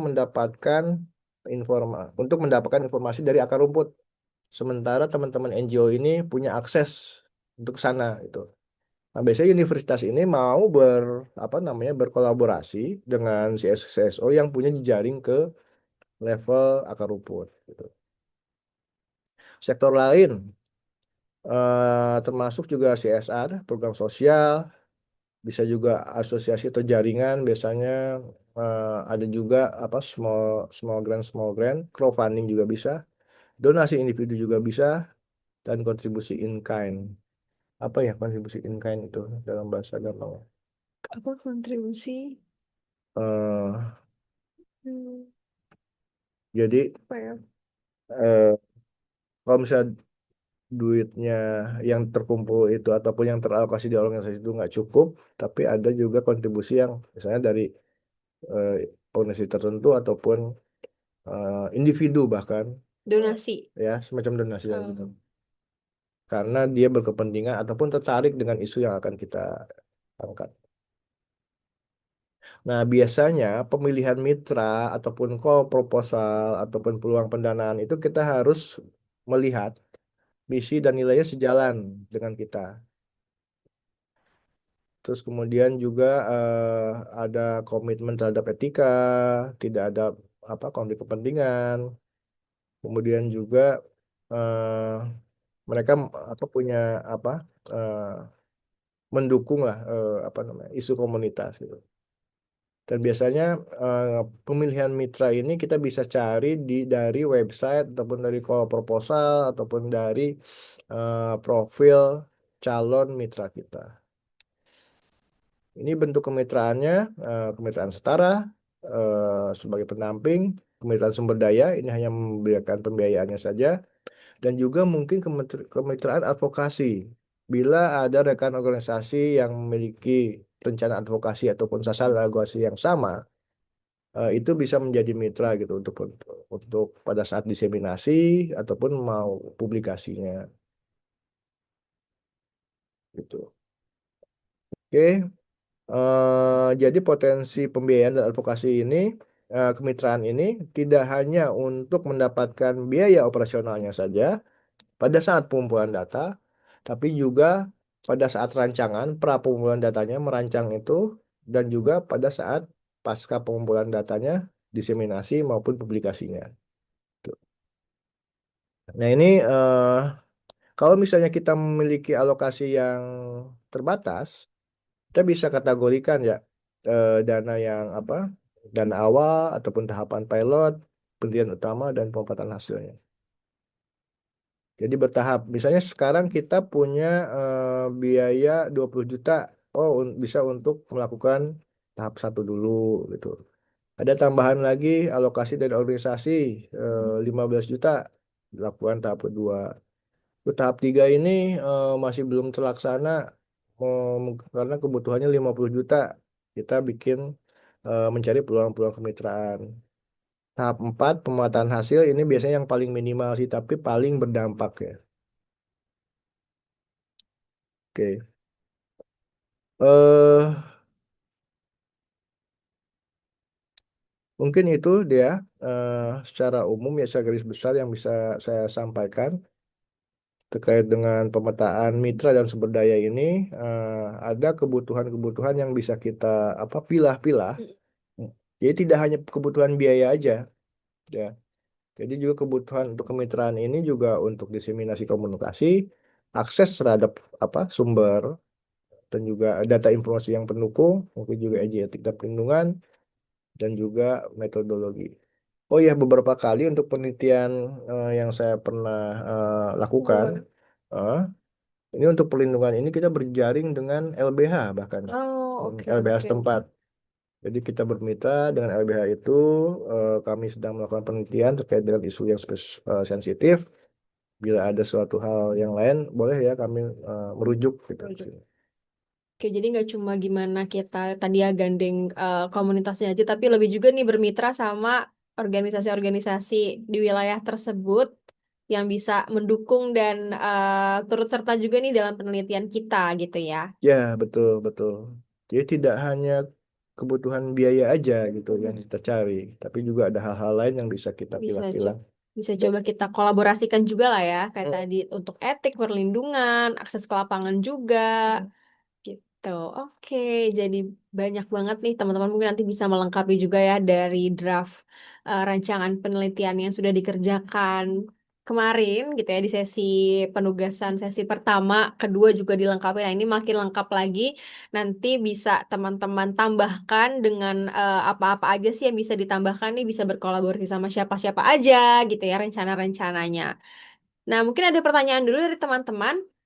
Atau mungkin teman-teman pusing atau tertarik Iya, kayak atau mungkin pusing atau kayak sih tertarik nih, kayak udah sambil langsung coret-coret gitu ya, kayak mau nanti mau kolaborasi sama organisasi ini, terus juga mungkin ada ide-ide yang baru pikirkan juga gitu ya, kira-kira mau ada penelitian apa dalam waktu dekat atau perlu menggandeng siapa? Oh ternyata kayaknya bisa nih nanti tadi mungkin gandeng juga LBH setempat mungkin untuk apa namanya penelitian-penelitian yang sedang dan akan dijalankan.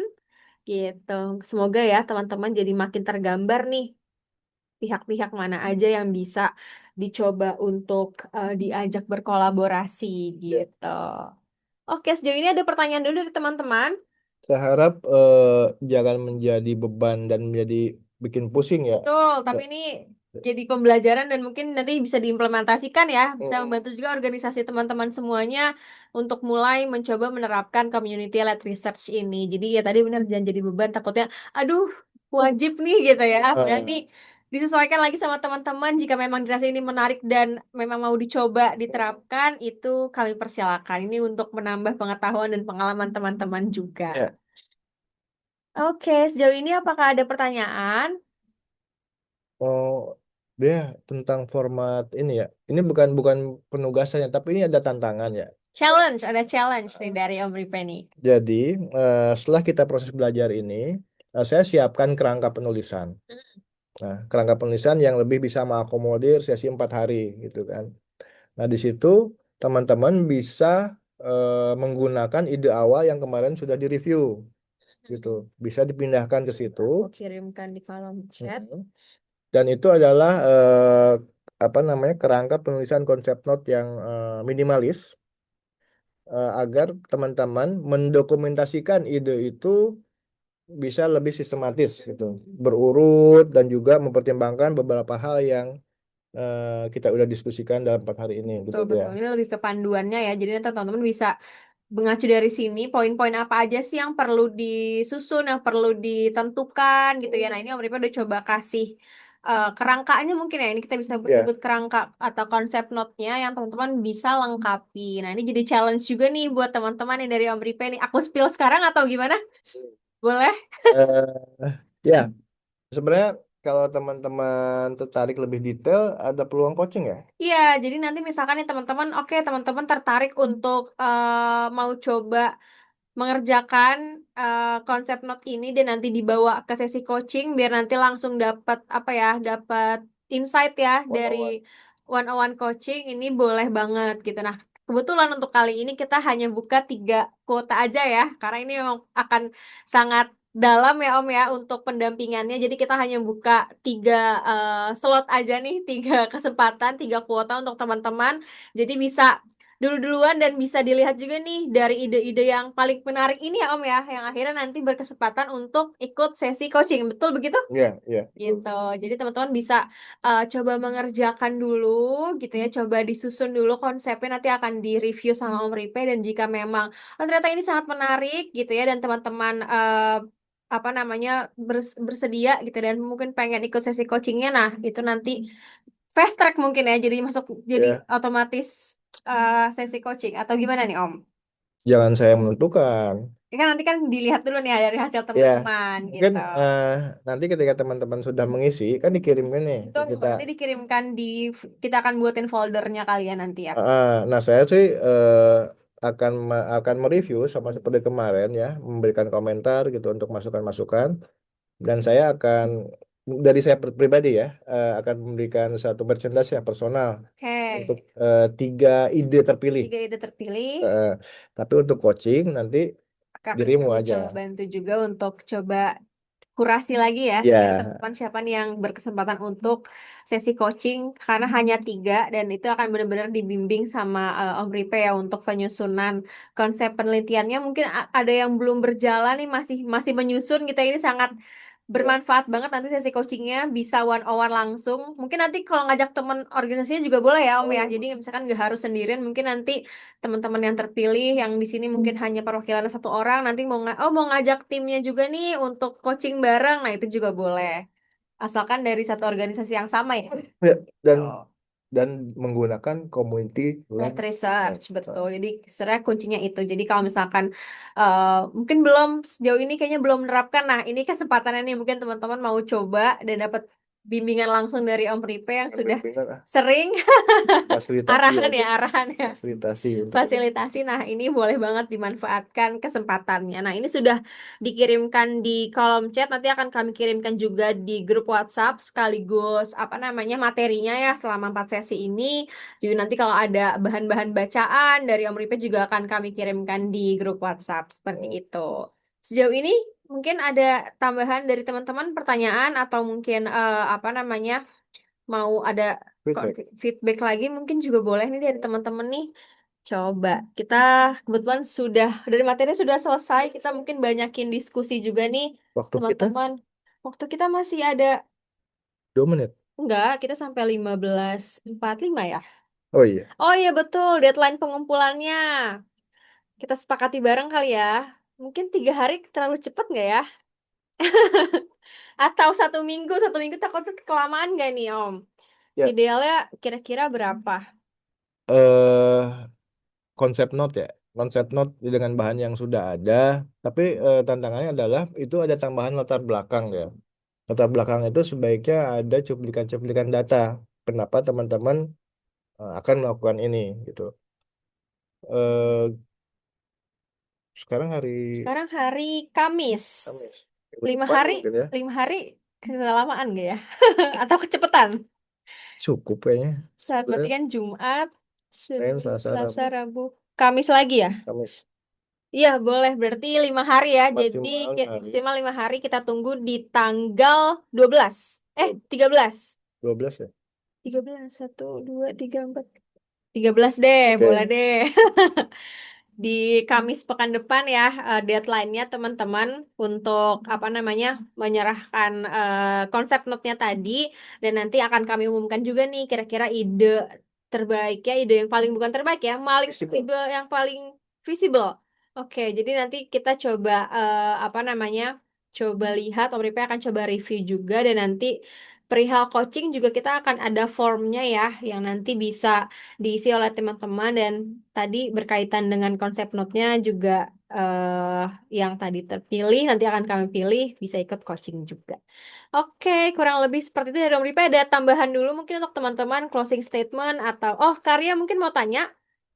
Iya, mau nanya. Om, Boleh. terkait dengan konsep note. Nah, kan kemarin kita diminta untuk penugasannya itu nyusun ide yang penelitian community led research gitu. Nah, Hmm. ini kan apa ya, proses belajar gitu. Kalau Hmm. ini tidak apa namanya, tidak serta-merta setelah mengikuti coaching ini kita langsung melakukan penelitian kan? Iya, iya betul. Oh, oke. Nah, karena saya mau mengkonfirmasi takutnya nanti eh, ketika saya informasikan ke internal, mereka berpikir bahwa saya akan melakukan riset gitu. Jadi saya mau menjelaskan bahwa ini hanya prosesnya saja gitu, proses belajarnya. Hmm. Terima kasih. Oke. Oke, terima kasih. Mungkin teman-teman yang lain, adakah Tadi Mbak siapa? Kak Ria? Kak Ria. Kak Ria, ya memang betul. Ini tidak langsung praktik ya. Tapi yang bisa diinformasikan ke teman-teman organisasi, misalnya, informasi dong bila ada call mini grant, small grant, yang bisa diajukan. Saya kebetulan lagi belajar berproses nih, gitu. Seperti Oh, itu. oke, Mungkin oke, bisa. oke. Oke, sip. Kalau gitu, mungkin ada Ripe ada closing statement atau ada tambahan untuk teman-teman, tips and trick mungkin atau Ya. pesan-pesan juga boleh. Ini poinnya gini ya, kita sebagai apa CSO, CBO punya kelebihan dibanding rekan-rekan dari akademisi yang biasa apa namanya mendominasi dari isu kegiatan penelitian ini. Kita memiliki akses yang banyak, peluang yang banyak, yang luas kepada sumber data, yaitu juga teman-teman kita, bahkan diri kita sendiri ya gitu. Beberapa dari kita menjadi bagian dari komunitas yang banyak menjadi kelompok sasaran program. Jadi poin itu yang harus kita manfaatkan. Jadi community led research ini meningkatkan posisi komunitas, termasuk juga kita sebagai CSO maupun CBO. Itu aja mungkin ya. Oke, siap. Terima kasih banyak, Om Ripe. Nah, mungkin selain dari Om Ripe, aku mau coba minta ini kali ya, kesan pesan dari teman-teman nih, atau mungkin masukan juga feedback lah ya, feedback dari teman-teman setelah kita 4 sesi gitu ya, belajar bareng-bareng gitu ya, sampai di hari ini. Aku senang banget bertemu dengan teman-teman baru dan bisa lihat juga banyak insight juga yang teman-teman bagikan di sini. Mungkin aku mau minta feedback nih dari perwakilan beberapa peserta ya. Mungkin selain nanti kita juga akan menyiapkan form. Mungkin aku mau dengar langsung nih dari yang ada di Zoom ini. Mungkin aku mau coba tanya ke Kak Siska, mungkin boleh nih, Kak Siska standby nih dari awal sudah on cam gitu ya. Boleh Kak kira-kira feedbacknya untuk pelatihan ini atau mungkin kira-kira ada kebutuhan lain dari Kak Siska nih untuk pelatihan ke depannya, kira-kira mau request topik apa yang mungkin dibutuhkan juga sama WRC, boleh? Oke, terima kasih buat kesempatannya. Em, Suara saya kedengeran kan ya? Aman-aman kedengeran. Oke. Sebenarnya ini isinya daging semua sih. Kebetulan kan emang kita WRC itu memang lagi bikin project ini buat ke masyarakat di Belitung itu. Jadi ini jadi suatu alat kita buat langkah-langkah apa yang harus kita kerjain selanjutnya gitu. Gimana cara menyusun ya, terus dari mulai metode kualitatif, kuantitatif, mix method dan apa nanti yang bisa kita um, diskusikan bareng sama masyarakat. Jadi ini, ini pas banget sih di topik ini. Jadi um, memudahkan kami sebagai organisasi yang benar baru belajar untuk menyusun ini semua program ini. Jadi terbantu banget. Makasih banyak Om Putri dan Kak Dea. Kasih. Semoga banyak manfaat ya, dan mungkin nanti semoga lancar juga nih kalau penelitiannya sudah berjalan. Terima kasih banyak Kak Amin. Siska. Oke, next aku mau coba minta feedback mungkin dari Kak Diah. Boleh Kak Diah? Nanti. Oke, dari Kak Diah bisa on mic kah? Coba kita tunggu sebentar. Ini ada masukan ya tentang waktu pelaksanaan. Iya. Hari yang berentet gitu. Mungkin kalau harinya agak padat atau mungkin iya nih boleh juga nih perihal waktu gitu ya. Dari jam berapa atau mungkin pilihan hari, oh kayaknya better nyebrang pekan gitu ya. Atau nggak apa-apa nih kalau langsung biar masih anget gitu, nggak keburu lupa, dibuat secara berurutan gitu. Mungkin boleh juga nanti teman-teman ya kalau ada masukan perihal hal-hal tersebut juga boleh disampaikan ya. Karena juga kami nanti sebenarnya mau menyesuaikan nih dengan kesediaan teman-teman juga gitu dan kesediaan pengajarnya juga. Oke, sebelumnya karena mungkin Kak Dia belum bisa on mic, mungkin kalau dari coba kita lihat, aku mau coba dengar dari sebentar.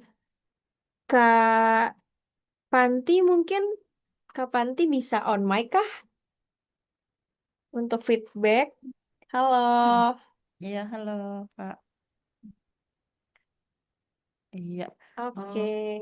untuk pelatihan ini memang dari kemarin mungkin teman-teman Indonesia secara umum juga ya, kita kan banyak kegiatan teknis gitu, yang sebenarnya memang muatannya community led research, tapi ya balik lagi kayak masukannya Om Ripe kemarin, memang karena satu kegiatan dan yang lain itu saling berkaitan, terkadang tuh kita belum tuntas untuk eh, bukan menyuruh masyarakatnya, tapi kita sendiri untuk mencerna proses CLR-nya tuh belum tuntas gitu loh, kayak karena sudah hasil pemetaannya sudah ditunggu untuk kesepakatan pengelolaannya, proses pengelolaannya sudah ditunggu untuk pelaksanaan usaha berbasis konservasinya gitu. Jadi memang apalagi saya dan Dito itu kan backgroundnya biologi, yang harus masuk ke dunia sosial seperti ini memang kayak apa ya, masih tergagap-gagap gitu loh. Jadi kita secara feel sih di lapangan kita kerasa ya ketika partisipatifnya dapat apa nggak dapat gitu. Tapi ketika itu sudah berkali-kali kita lakukan, pada akhirnya kitanya sendiri juga harus apa memproses semuanya itu secara bulat gitu, biar biar nggak jenuh juga. Bisa jadi nanti di tahun keempat atau kelima kerja mungkin akan bingung sendiri gitu ya, kalau proses yang kita laksanakan sendiri pun tidak kita cerna dengan utuh gitu. Mungkin eh, kesempatan ngobrol seperti ini agak jarang sih Mbak Dea, soalnya kalau orang NGO kan dituntutnya by output terus ya. Kalau untuk sharing kita pengetahuannya sampai mana gitu-gitu kayaknya jarang banget. Jadinya memang harus pinter-pinter nyari sendiri gitu. Kira-kira pelatihan kita butuhkan apa gitu. Dan eh kebetulan dipaksa jadi satu kelompok juga. Ini saya Dito sama dia kan juga jarang berkomunikasi nih. Tapi karena dipaksa Oke. satu kelompok kan akhirnya sharing juga gitu. Meskipun kita satu lembaga kan, tapi Bahkan belum ketemu langsung saya ini sama dua Oh tim gitu. ini. Jadi baru lihat secara virtual aja. Iya, karena Oke. kan penugasannya beda jauh ya lokasinya gitu sih. Jadi ya kalau saya sih senangnya ikut pelatihan seperti ini, ikut perjalanannya aja. Jadi untuk mengendapkan ke personal sih terutama gitu. Terima kasih Kak Dia dan Pak Oke. Ari.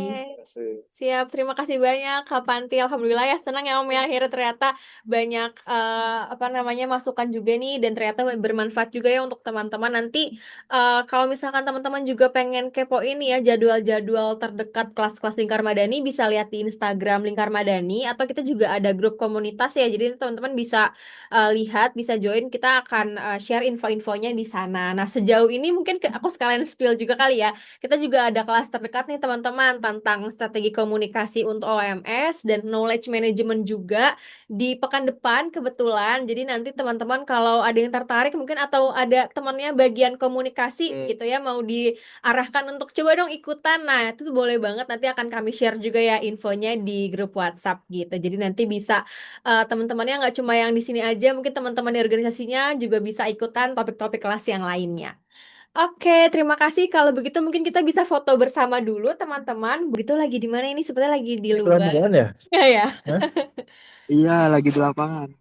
Wah, mantap. Belajar tanpa batas ya, dimanapun itu ya, kayak semangat-semangat. Oke, boleh on cam dulu, teman-teman. Oke, sudah ya. Oke, sambil kita tunggu sebentar, teman-teman yang lain. Oke, Kak Deva sudah. Ya, oke kita foto dulu untuk gaya yang pertama ya teman-teman ya, boleh? 1, 2, 3. Oke, satu lagi boleh? 1, 2, 3. Oke, oke, siap. Terima kasih banyak teman-teman yang sudah menghadiri 4 sesi kita dari kemarin ya sampai hari ini. Semoga banyak insight yang teman-teman dapatkan. Semoga nanti kita bisa ketemu juga di sesi-sesi berikutnya gitu ya teman-teman ya. Mohon maaf juga mohon maaf mewakili teman-teman yang bertugas hari ini. Jika ada kekurangan atau kesalahan mohon dimaafkan. Semoga teman-teman semuanya sehat selalu ya. Dan jangan lupa nanti dikerjakan juga tadi ya untuk konsep note-nya challenge dari Om Ripe dan jangan lupa juga untuk join kelas-kelas kami berikutnya. Nanti rekaman videonya dan video microlearning-nya juga akan kami upload ke YouTube Lingkar Madani ya. Jadi teman-teman bisa untuk subscribe mungkin biar nggak ketinggalan video-video dari kita juga. Terima kasih banyak semuanya. Selamat sore. Sampai ketemu Terima lagi. kasih. Sehat-sehat ya. Selamat sore. Terima kasih.